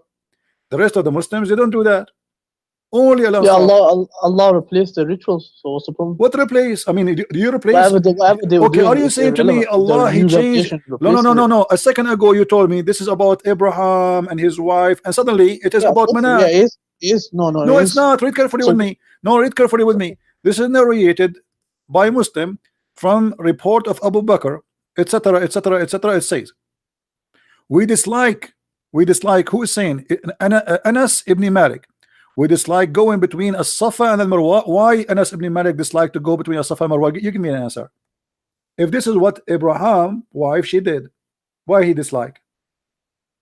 Because maybe the pagan Arabs they did wrong stuff.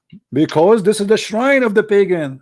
This is not the ritual only. This is the shrine of the pagan. It's in front of you. It says because they were the shrines of Quraysh in the pre-Islamic period. No. How does that affect Islam in any way? That's the question I'm asking. It's very easy to explain it. Muhammad, because if he is a true prophet, he will not accept under any condition to take a pagan shrine to be part of his shrine.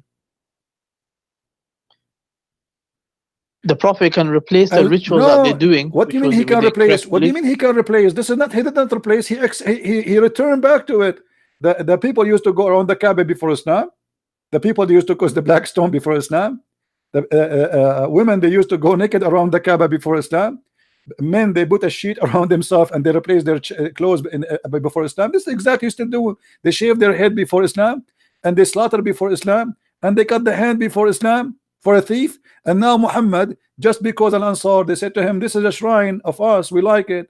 Muhammad is saying it's not saying. They must have took it from Prophet Ibrahim Islam. They must have learned. Where is Ibrahim here? Read carefully. Do you see Ibrahim in the story? It is the shrine. This is Anas ibn Malik, not me, saying we dislike going between As-Safa and Marwa because this is where the shrine of Quraysh in the pre-Islamic. And not only that, it says, read carefully. So then Allah revealed the verse, said Umar ibn Hubaysh, etc. I asked Umar blah blah blah blah and Safa and Marwa, and in Safa there was an idol for a man called Isaf. And on Al-Marwa, there's an idol which supposedly for a woman, her name is Naila. The people of the book claimed that those two had committed adultery in the Kaaba and has punished by Allah and turned them into two stones. Now, where is Abraham in the story? Obviously, the Arab, they are worshiping those things. They have idols, they worship them, they practice them, and they are part of their religion. And Muhammad, just because he don't want to lose those people who they are Al-Ansar, they like it, they practice it. So you know what? Let us do it. Ibrahim Islam is in the Quran, so he basically him and the son they built it. Where is Abraham in the Quran? Where is in the Quran? Where in the Quran it says As-Safa and Al-Marwa is from Abraham? Can you show me?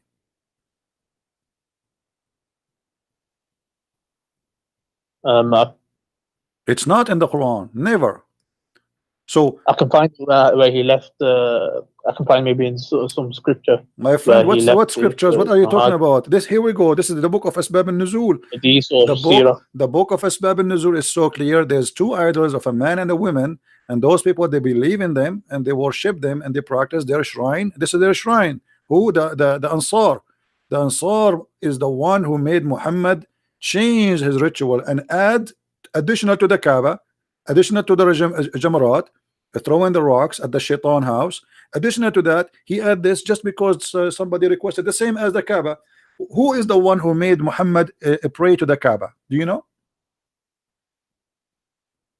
Allah revealed the revelation. That's not true. That's not true. It was Umar. Well, Umar, he said, my Lord agreed with me in three things.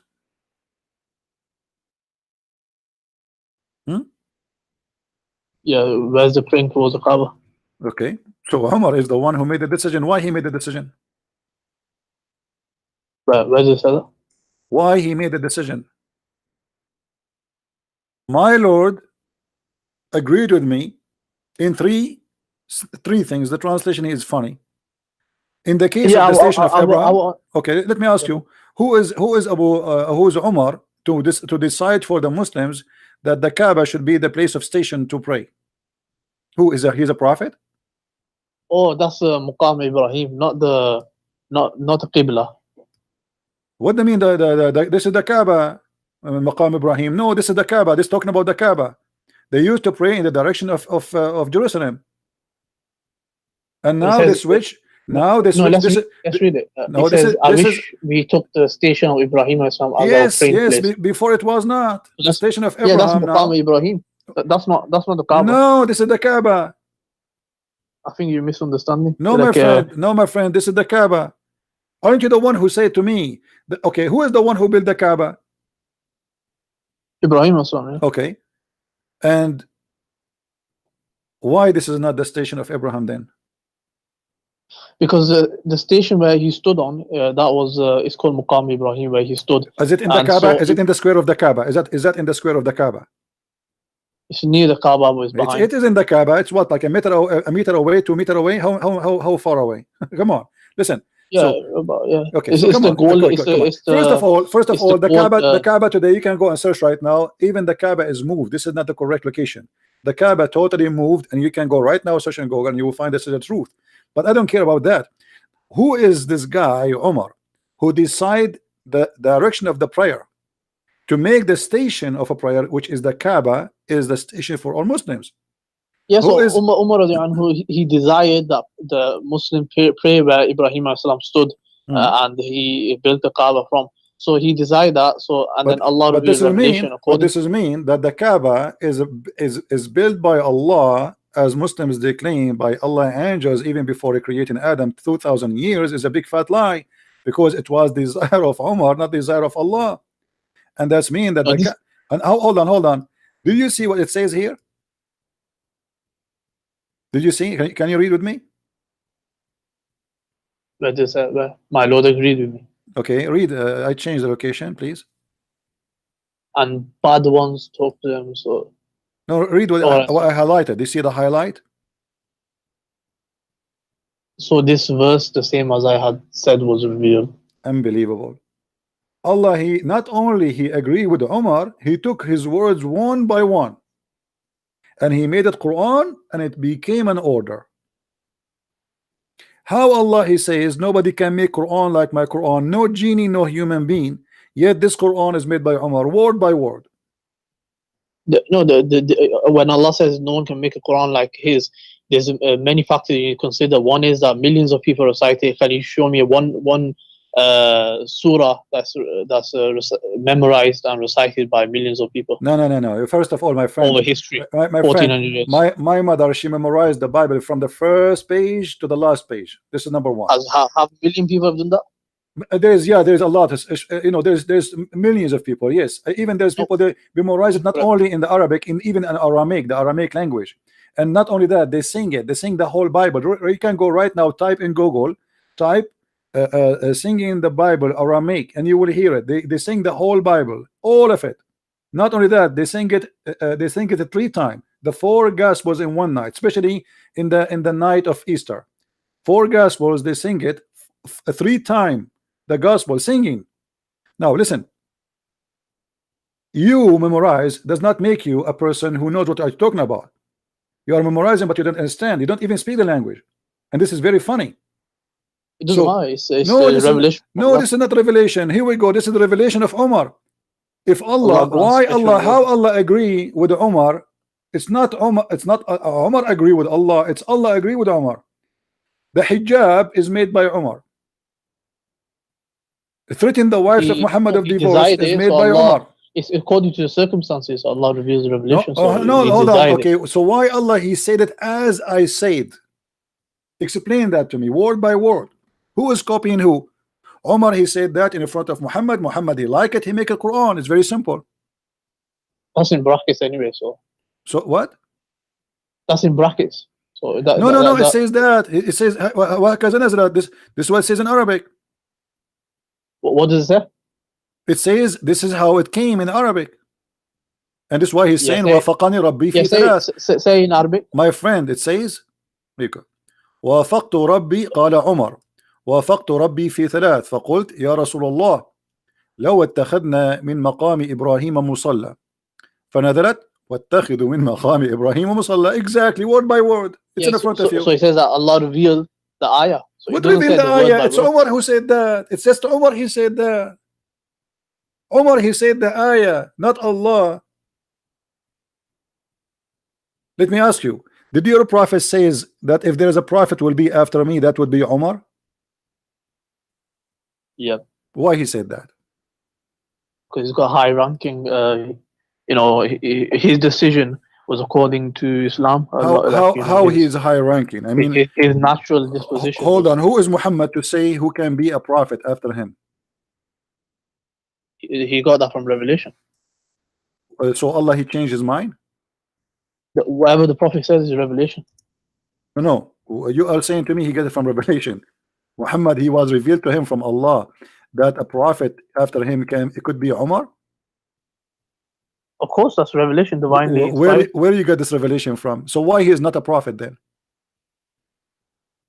The prophet said that if there ever was, and then he said no. What do you mean if? I mean, what do you mean if? What do you mean if? Either if hold on, you just said to me this is revelation from Allah. All right, okay.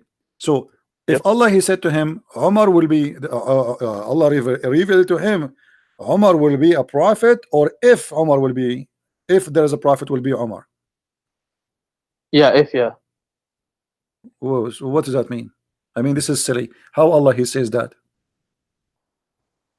I mean, the prophet said that if there was ever a prophet after me, it would be Umar, but there's no prophet after me. Hold on. So what the point of saying if there's a prophet after me will be Umar? The point is to show the rank of Umar, that his rank is such high that you need to respect him, honor him, and love it. What do you mean so Muhammad, are you saying Muhammad is fabricating things and just to make people obey Umar? Not fabricating. So who is he? Rank. Because this is very dangerous, my friend. When you say no. When you say that the messenger of Allah said, if there was to have a prophet after me, it would have been Umar ibn al-Khattab.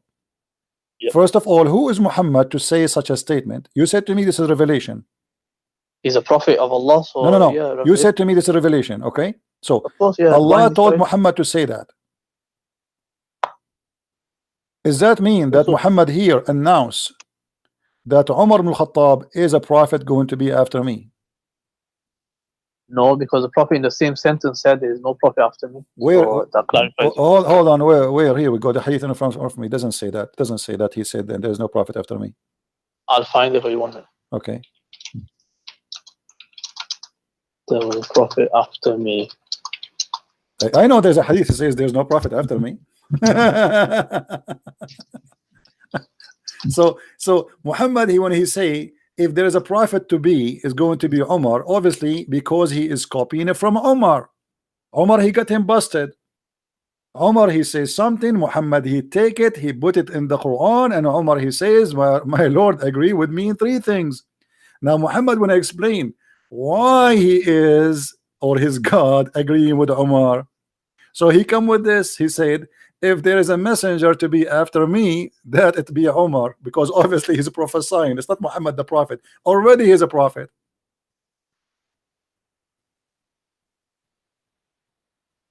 He's just a prophesy.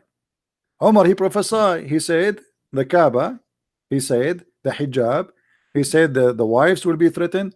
He prophesied, and Allah, he took his words and he make it Quran. So Muhammad here. Yeah, Allah reveals revelation according to the circumstance. So simple as What that. circumstances? I mean, what is the point of this?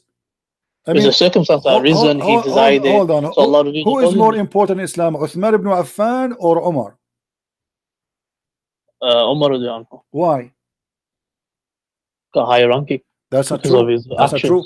Isn't it your prophet was showing his legs, and then he did not cover himself unless enter Uthman he came? Yeah, that's because of modesty and What? No. that's a different. No. He's got a different He ranking. said He's that, still on a high rank as well. he said that the angels are shy when they see Uthman. Yeah. Okay. The angels are not shy when they see Umar. So who is the best between those people then, according to your prophet? If the angels are shy when they see Uthman, who is the one the angels they respect more? I mean, come on, be honest. From other narrations, we know that because the prophet gave an order, and in a certain order, he said Abu Bakr fil Jannah, Umar fil Jannah, Uthman fil Jannah, and then Ali fil Jannah, and stuff like that. So Abu Bakr is higher then, according to you? Yeah, of course. Okay, so why Abu Bakr will not be why Abu Bakr will not be a prophet? Why he did not say if Abu Bakr is first? Why he did not say if there is a prophet to be after me will be Abu Bakr? The answer is very simple. Because Umar was copying, Muhammad was copying from Umar. And here let me ask you about this hadith, as long as we mention it. Why Muhammad is showing his legs and he is not modest, sitting in front of his men almost naked? And when Uthman he entered, no, this is the lower part of the leg, so this is like below the knee. What do you mean? I mean, obviously, it won't be showing the knee because it's haram to show the knee. It's haram to show the knee? Yeah, it's haram to show from the belly, from the navel to the knee. No, it says here, كاشفا عن فخذيه. You know what فخذيه mean? His thigh is the thigh of his legs. Do you see it? It's in front of you. عن فخذيه. Let me highlight. What does scholars say about that? You don't ask me about the scholars. Your scholars are not scholars. They are potatoes. So Muhammad was showing the thigh of his legs almost, and there's no panty at that time. So Muhammad is showing his legs all the way up, almost naked. Umar he entered. He did not fix his clothes. Abu Bakr he entered. He did not fix his clothes. When Uthman he entered, he covered himself. What's the English translation there? Let me see. I don't know. Okay. Allah Messenger was laying in the bed in my apartment, and his thigh uncovered. Do you see it?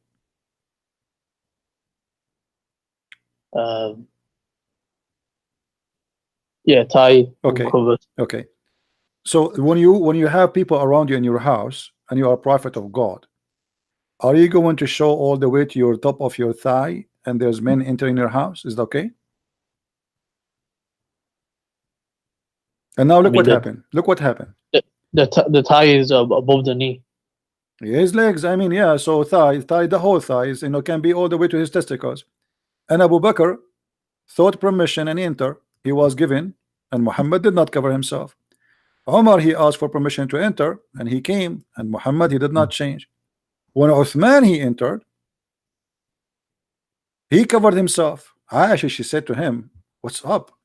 Abu Bakr he entered. You did not change the way you are. You're exposing yourself.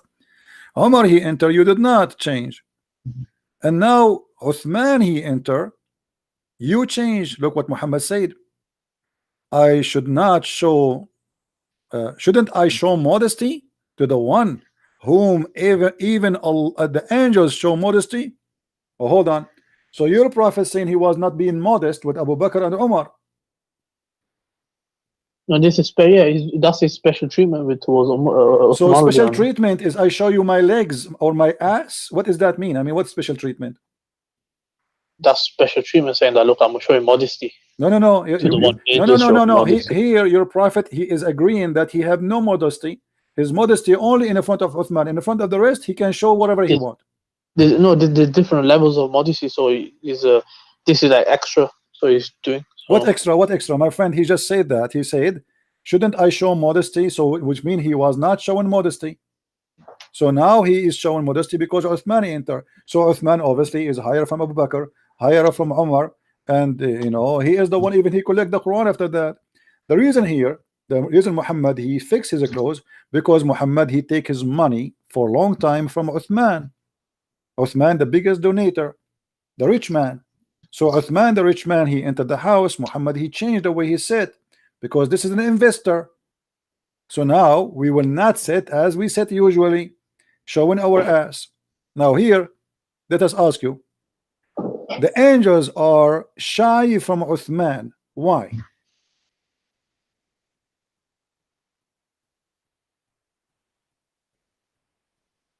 I mean, I don't know.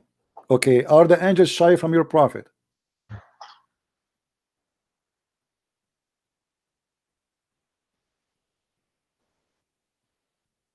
We've got no idea.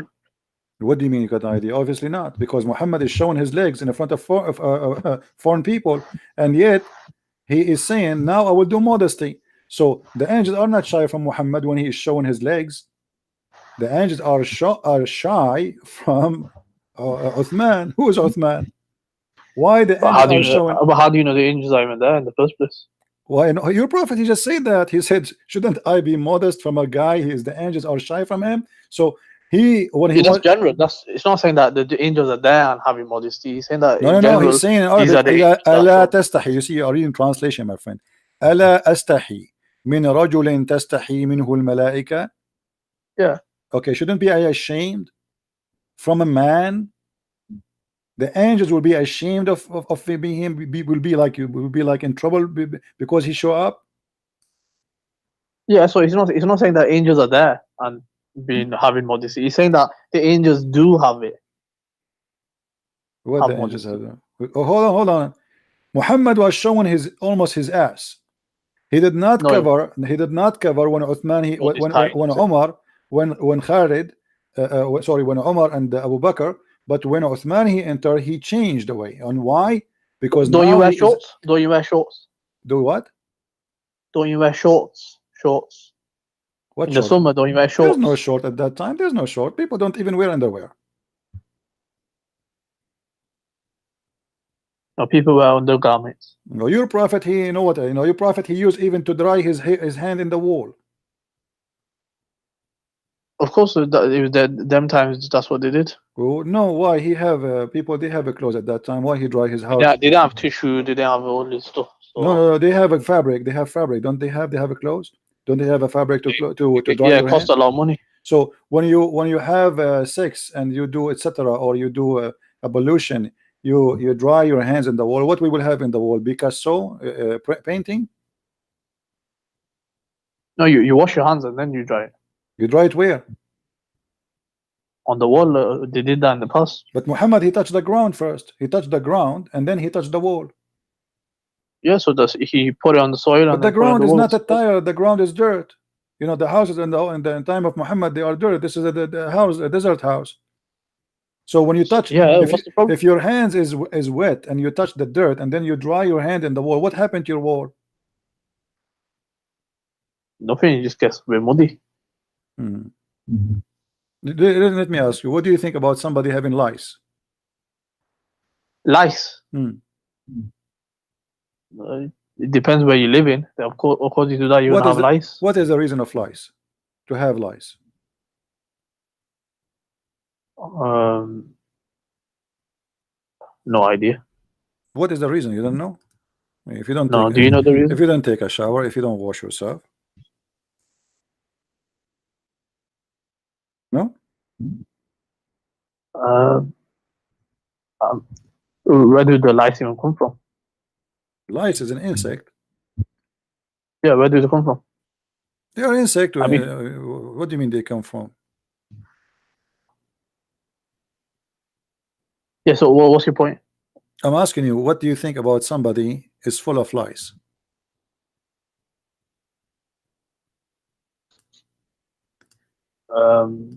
Like you said, maybe the cleanliness wasn't depending where they're living, their cleanliness wasn't, perfect.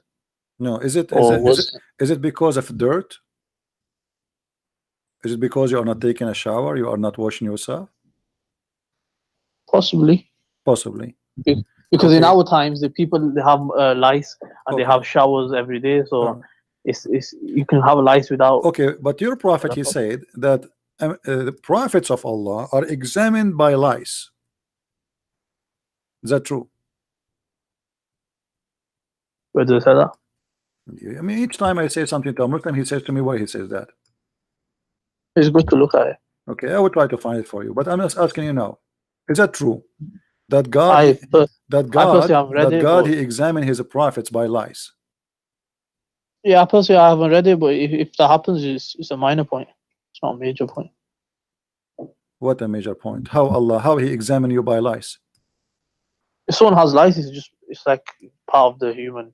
No, it says, Muhammad, he says, Inna ma'sharul anbiya yudha'ifu lana al-bala. We, the people who they are prophets, Allah, he double our suffering. How? He said by lies. So if you have a lies, that's mean you're a prophet, because this is a double of suffering. Where's this narration? Huh? Where's this narration? Is it Sahih? This is this is this is it says Sahih wa sahahu al-Hafiz. Then, and even al-Albani, he said it's Sahih. Which kitab? You can read it from Abi Sa'id al-Khudri. So what do you say? So it says that it's a test. Allah, he double, Allah, he tests his prophet by the lies. What's the problem with that?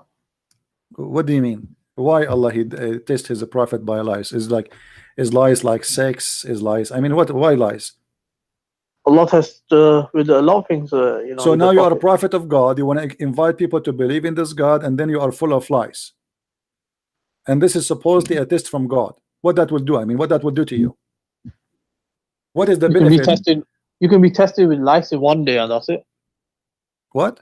How do you know? You said he's full of lies. So how do you know? Like, every day he had lies. How Allah is testing me by lies? I'm trying to understand from you how Allah is testing me by making lies attacking me. What is that?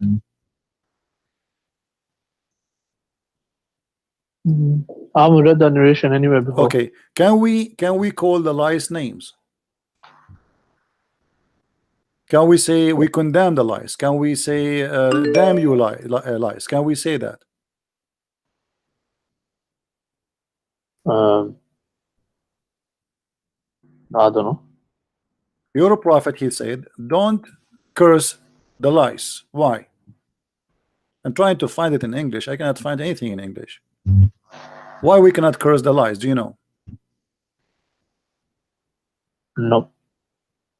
According to your prophet, because the lies, they keep us, we know we cannot sleep if we have lies, so they keep us awake. Is that true? Yeah, they do keep us awake. So now the lies are blessed animals. Why? Because they suck our blood and they keep us away. We cannot sleep. We have to keep itching. I don't know. I haven't heard anything about the lies ever before. Read carefully with me. Anas ibn Malik, this is your Muslim translation, reported that a man, he cursed fleas in the presence of the prophet. May Allah bless him and grant him peace. The prophet, may Allah bless him and grant him peace, he said, don't curse them. A flea woke up a prophet for a prayer. Is that for real? Yeah, of course you shouldn't be cursing anything. It's no. He didn't say no.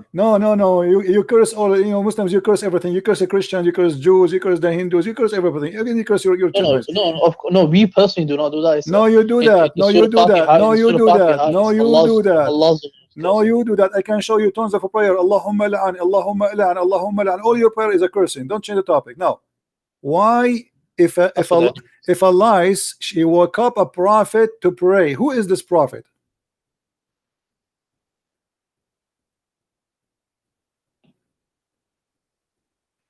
Don't know. Is this a holy lice sent by Allah to wake up the prophet?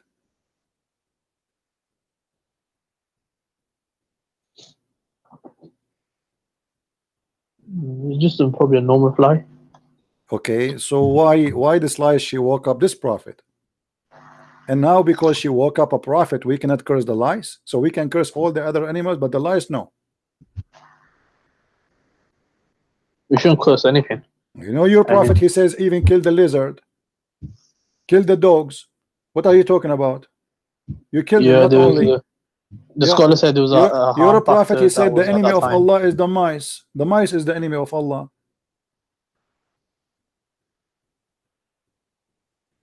So why how is that a blessed flea? What does that mean? I mean, don't curse it. Why? Because this lies, she woke up a prophet. What does that mean? She is eating his blood, she is sucking his blood. Since when this is good? So according to your prophet, in one statement he said that the lies are a trial from Allah. Another verse he says that lies are a blessing from Allah because they wake up to pray. No, this is not lice, it says fleas. And my friend is the same. And the insects sucking your blood, that's what they do. No, fleas are different from lice. Okay, what is a flea? Explain to me. Let's see how they look. How they look?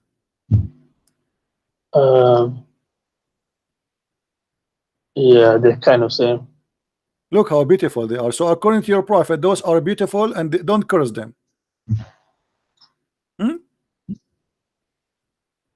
Don't curse them, because you know Allah. They're the creation of Allah. They're the creation of Allah created. You know, you curse everything. You curse all. You curse a human being. Don't you pray every day, 5 times a day? It says Allah, don't make us the same as the lost Christians and the cursed Jews. The cursed Jews. Yeah. You know, it's the curse by who? Cursed by Allah, not okay. And he doesn't say Jews. No, you ask Allah. Always the curse. You ask Allah to curse. It's not you who is cursing. You cannot curse because supposedly you are not God. But you ask Allah to curse. No, you're not translating it properly. Okay, it let me ask you. If a woman she take hair from her face, who is the one who's going to curse her, Allah or you? If a woman what? If a woman she take hair from her face. Yes, it's Allah that. Why?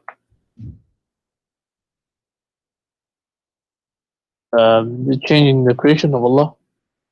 What does that mean? So whatever Allah give natural, they shouldn't deviate from that. Okay. So now if a woman she take hair from her face, Allah is going to curse her. Be honest with me.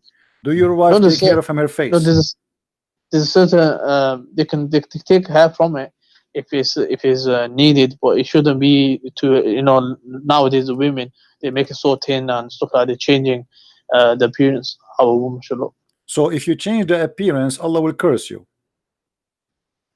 That woman will be accursed, yeah. Okay. So is that because you are changing the creation how Allah He made you, correct? Yes. So why you do circumcise?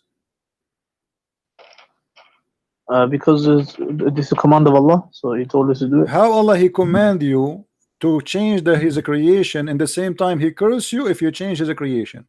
It's like cutting your nails. So obviously Allah created you with nails, so you're going to. He told us to cut it. Okay. This, you know, so said, hold on.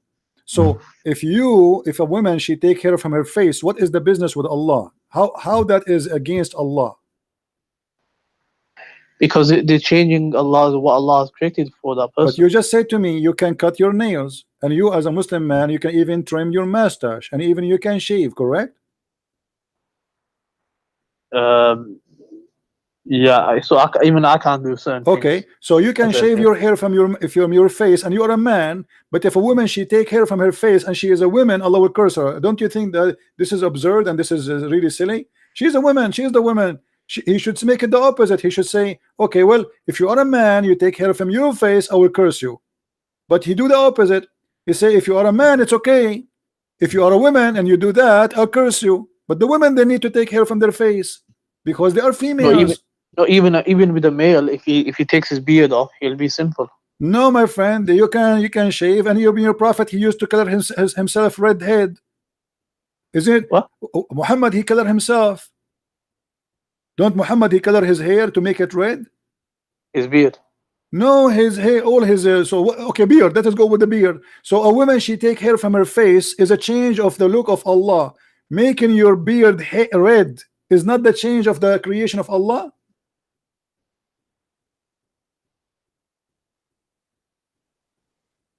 So he was allowed to. There's certain things in Islam. What do you mean he's allowed? What do you mean he's allowed? No, he is not allowed.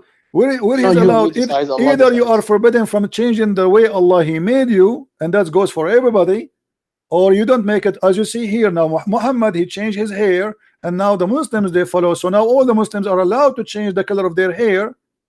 But if a woman she take hair from her face, she is changing the way Allah he made her. Yeah, she can't. You know. What okay, why? Okay, why? I mean, my friend, listen to me. The Muslim women, Muhammad, he told them to shave their vagina. Is that correct? So he told even a male, female to listen. Was your prophet doing a nawra? What's a nawra? Waxing.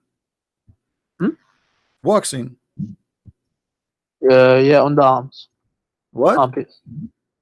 Yeah, so he advised us to pluck the armpits. But no, Muhammad he used to do waxing for all his body. Is that a change of his the Allah creation? All his body. Where did I say that? Each time I say something, you say to me, where is that? Where is that? And he will keep showing you. I'm asking you now. Yeah, sure. Yeah, show me okay, that. No. Interested to see. Okay, he did all his no body. problem. I will show you. But I'm asking you. If you take hair only from one place, you agree that your prophet, according to you, he take hair from where? Pubic hair. Is that to change the way Allah he created you? There's certain thing that needs to be removed. So Allah tells us what we should remove and what we shouldn't. So why in the pubic area taking hair is fine, but the women in her face she cannot? She can't. She can take. If it's too bushy, she can. What do you mean too bushy? It says here, Allah he cursed those who pluck hair from their faces. Yeah, from other hadiths we understand that a woman should not look like a man. So if it's and she shouldn't look odd as well. So the point is, my friend, no. It says whoever take hair from her face, Allah he curse her. In the same time, you do waxing, and you are a man, and you do change the color of your hair, and you are a man, and you shave your beard, and you are a man. But if a woman should do that, what do you mean?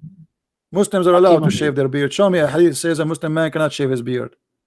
Yeah, the hadith says the Prophet said, grow your beard and trim your mustache. And there's a man that came. This is advice. This is not an order. You know, this is not advice. No, the Prophet. Yeah, the man came to the Prophet, and the Prophet turned away from him because of that. Show me where it says it's forbidden for you to shave your beard. Otherwise, we will not see one Muslim is not shaving his beard.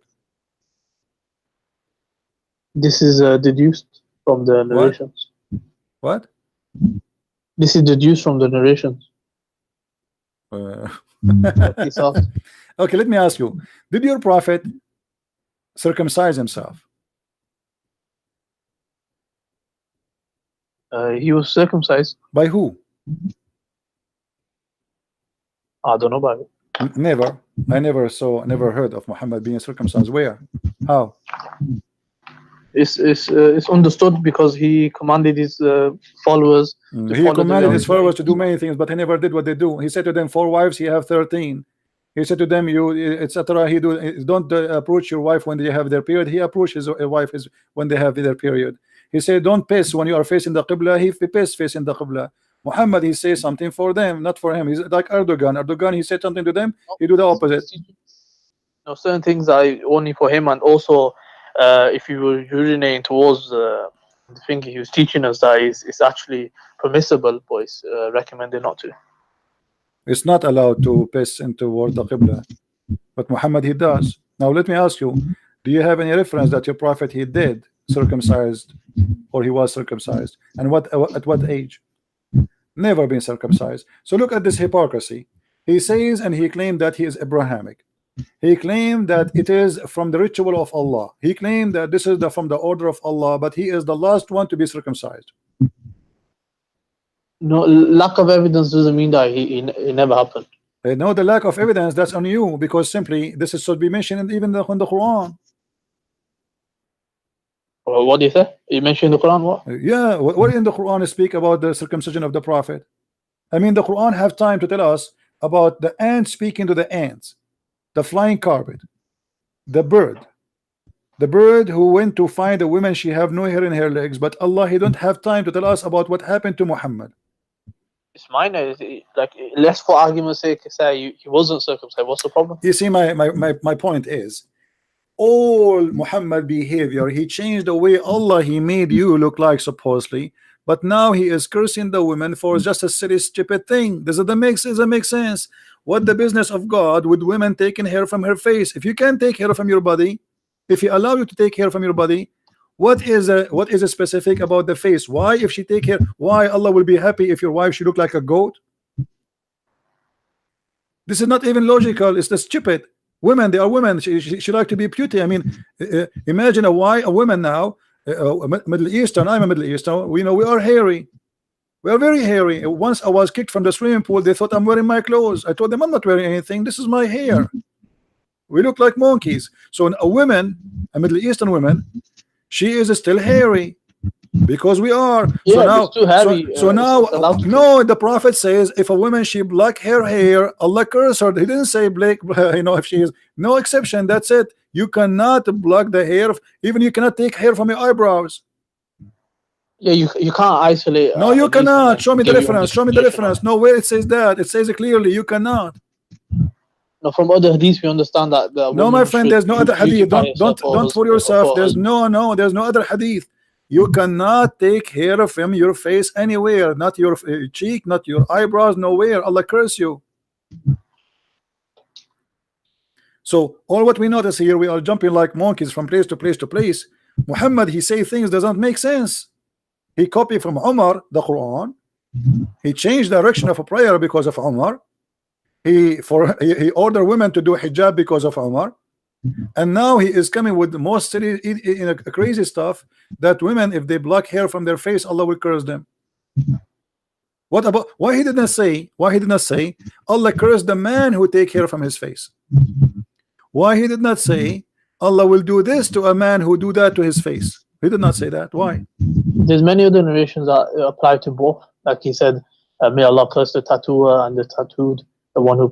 This is in front of you. This is all of them. I can show you all of them. They are the same. It's about a woman.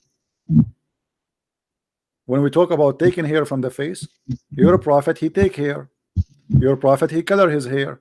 Your prophet forbid the Muslims from coloring their hair black. Why, by the way? Why you cannot color your hair black? I mean, even yeah, he said not black, but even a woman, she can color her hair. Why black? Why black? Why black is haram? What the problem?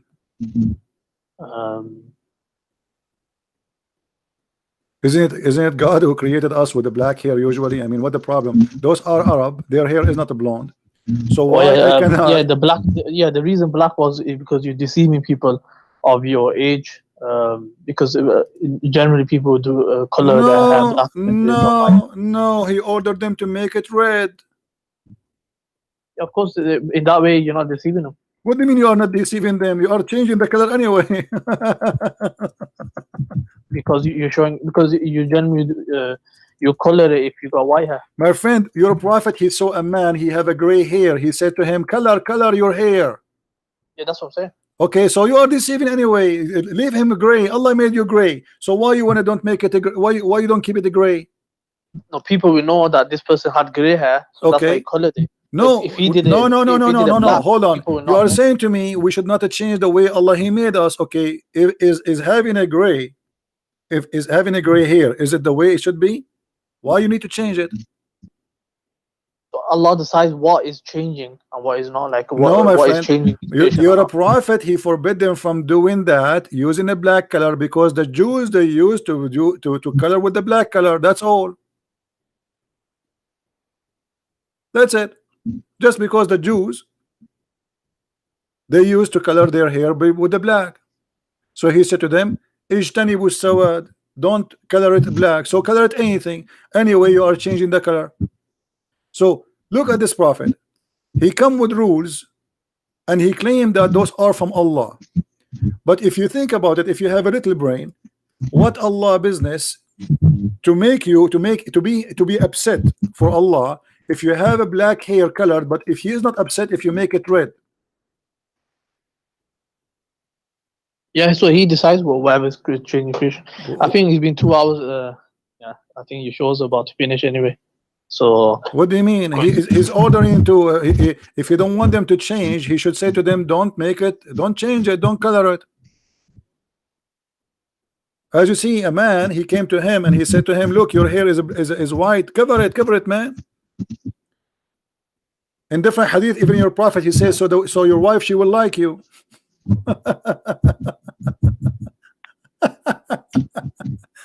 Anyway, my friend, thank you for calling, and say hello to your sheikh. Maybe he can call us sometime if you have time. All right. all right, bye. Okay, take care. As you see, I mean, this is a crazy. A woman, she color her hair, Allah curse her. A man, he should color his hair. Muhammad, he don't like to see you with the white hair. Why?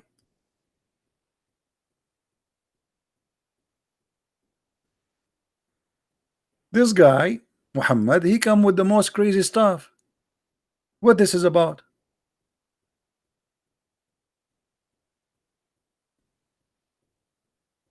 He do waxing. He take hair from his body. He color his hair. He wanna be blondie. But women, they take hair from their face. He is upset.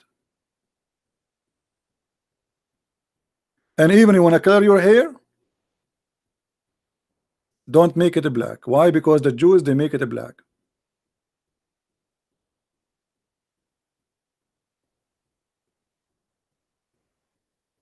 Muhammad always, he avoid getting busted by the Jews. The Jews are a problem for him.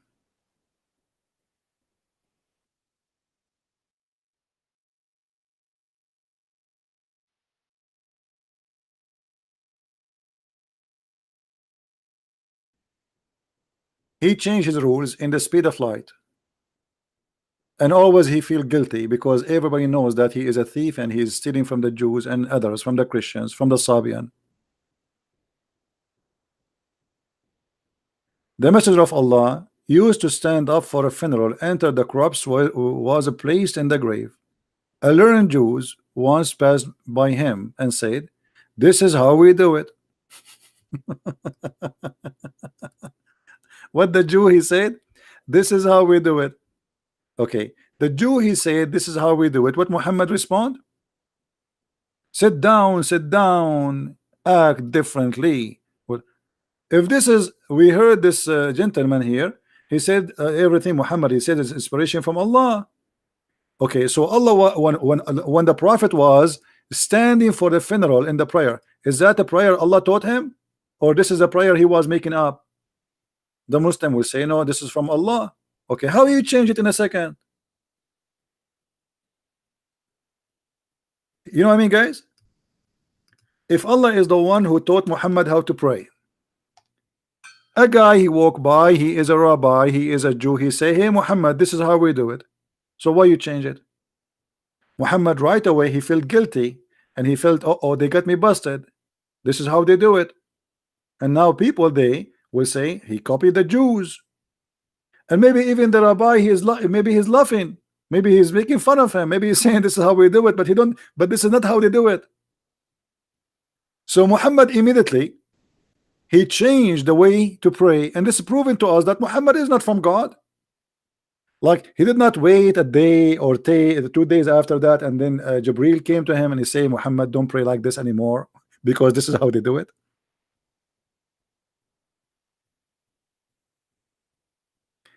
in the spot, immediately. The guy, he just finished saying, this is how we do it, Muhammad, he said, sit down, act differently.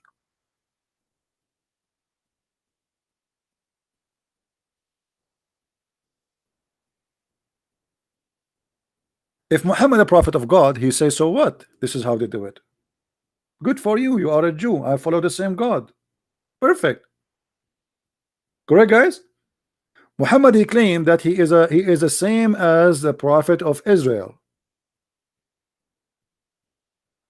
He claimed that he is following Abraham.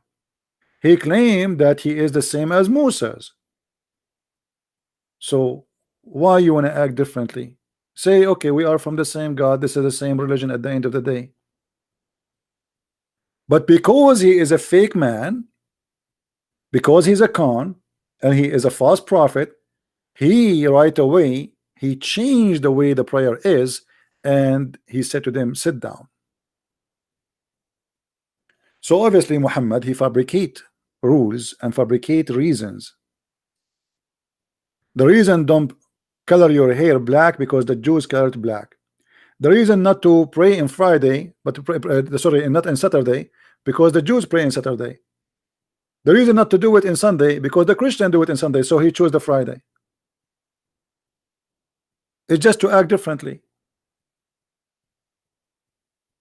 And even the hadith mentioned that. The reason they have adhan, why they have adhan, Allahu Akbar, Allahu Akbar, because for the companion, they said to him, what about we use the bell the same as the Christian? He said, no, the Christians do that.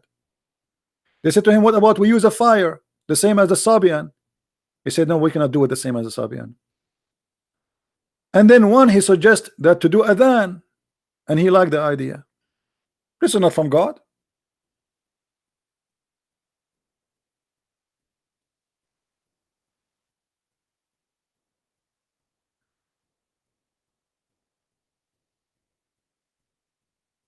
If my God, he said to me, this is how you pray, you don't change it because somebody says this is how we do it.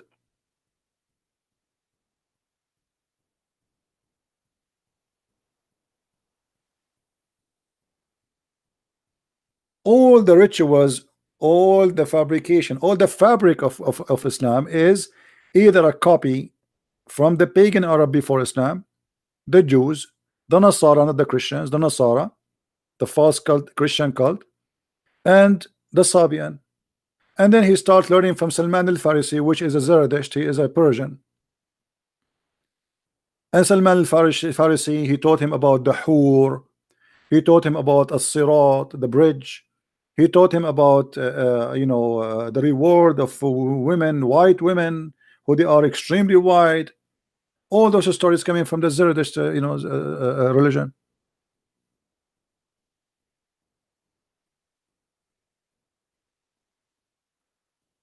If this is not enough to prove that Muhammad is a false prophet, what is enough?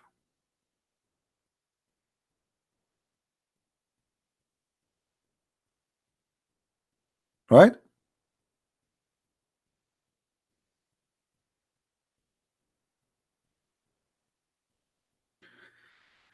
Anyway, I think we have enough for today, and I hope the Muslims, they will listen carefully. Feel free to download the video. My videos don't stay long, especially the ones I prefer to take them down because I want them to spread around. So if you like our videos, please download them, share them in your channel, have fun with them, do whatever you wish, but don't claim that they are yours. Which means don't claim that you are a Christian Prince. My friends, the Lord, the Messiah, he said that from their fruits you shall know them. And the Bible speak that those who follow the devil, they speak foolishness. Wisdom is from the wise Lord, and there's no wisdom in God cursing a woman for taking hair from her face. God, he created women to be a woman, to be a female, and then he says, I'm going to curse you for taking hair from your face. And then he says the man, he can take hair from his face. Is it okay? It's all right for a man to do circumcision, which is a change in the creation of Allah supposedly, but a woman, she cannot take hair from her face. Islam always discriminate women, and women are always the weak human in this religion. For Muhammad do not need women, he need men who carry sword and kill. This is why he cursed women. He claimed women are they come in the image of the devil and they live in the image of the devil. He never respected them. Even Muhammad, he claimed that because of Eve, Adam betrayed. Eve betrayed her husband Adam. With this, I want to say thank you for being here, and until we see you, I will try to be here tomorrow too. I wish. Let us see. Until then, may the Lord bless you. Christ is Lord, and Islam is false. And see you again. Bye-bye.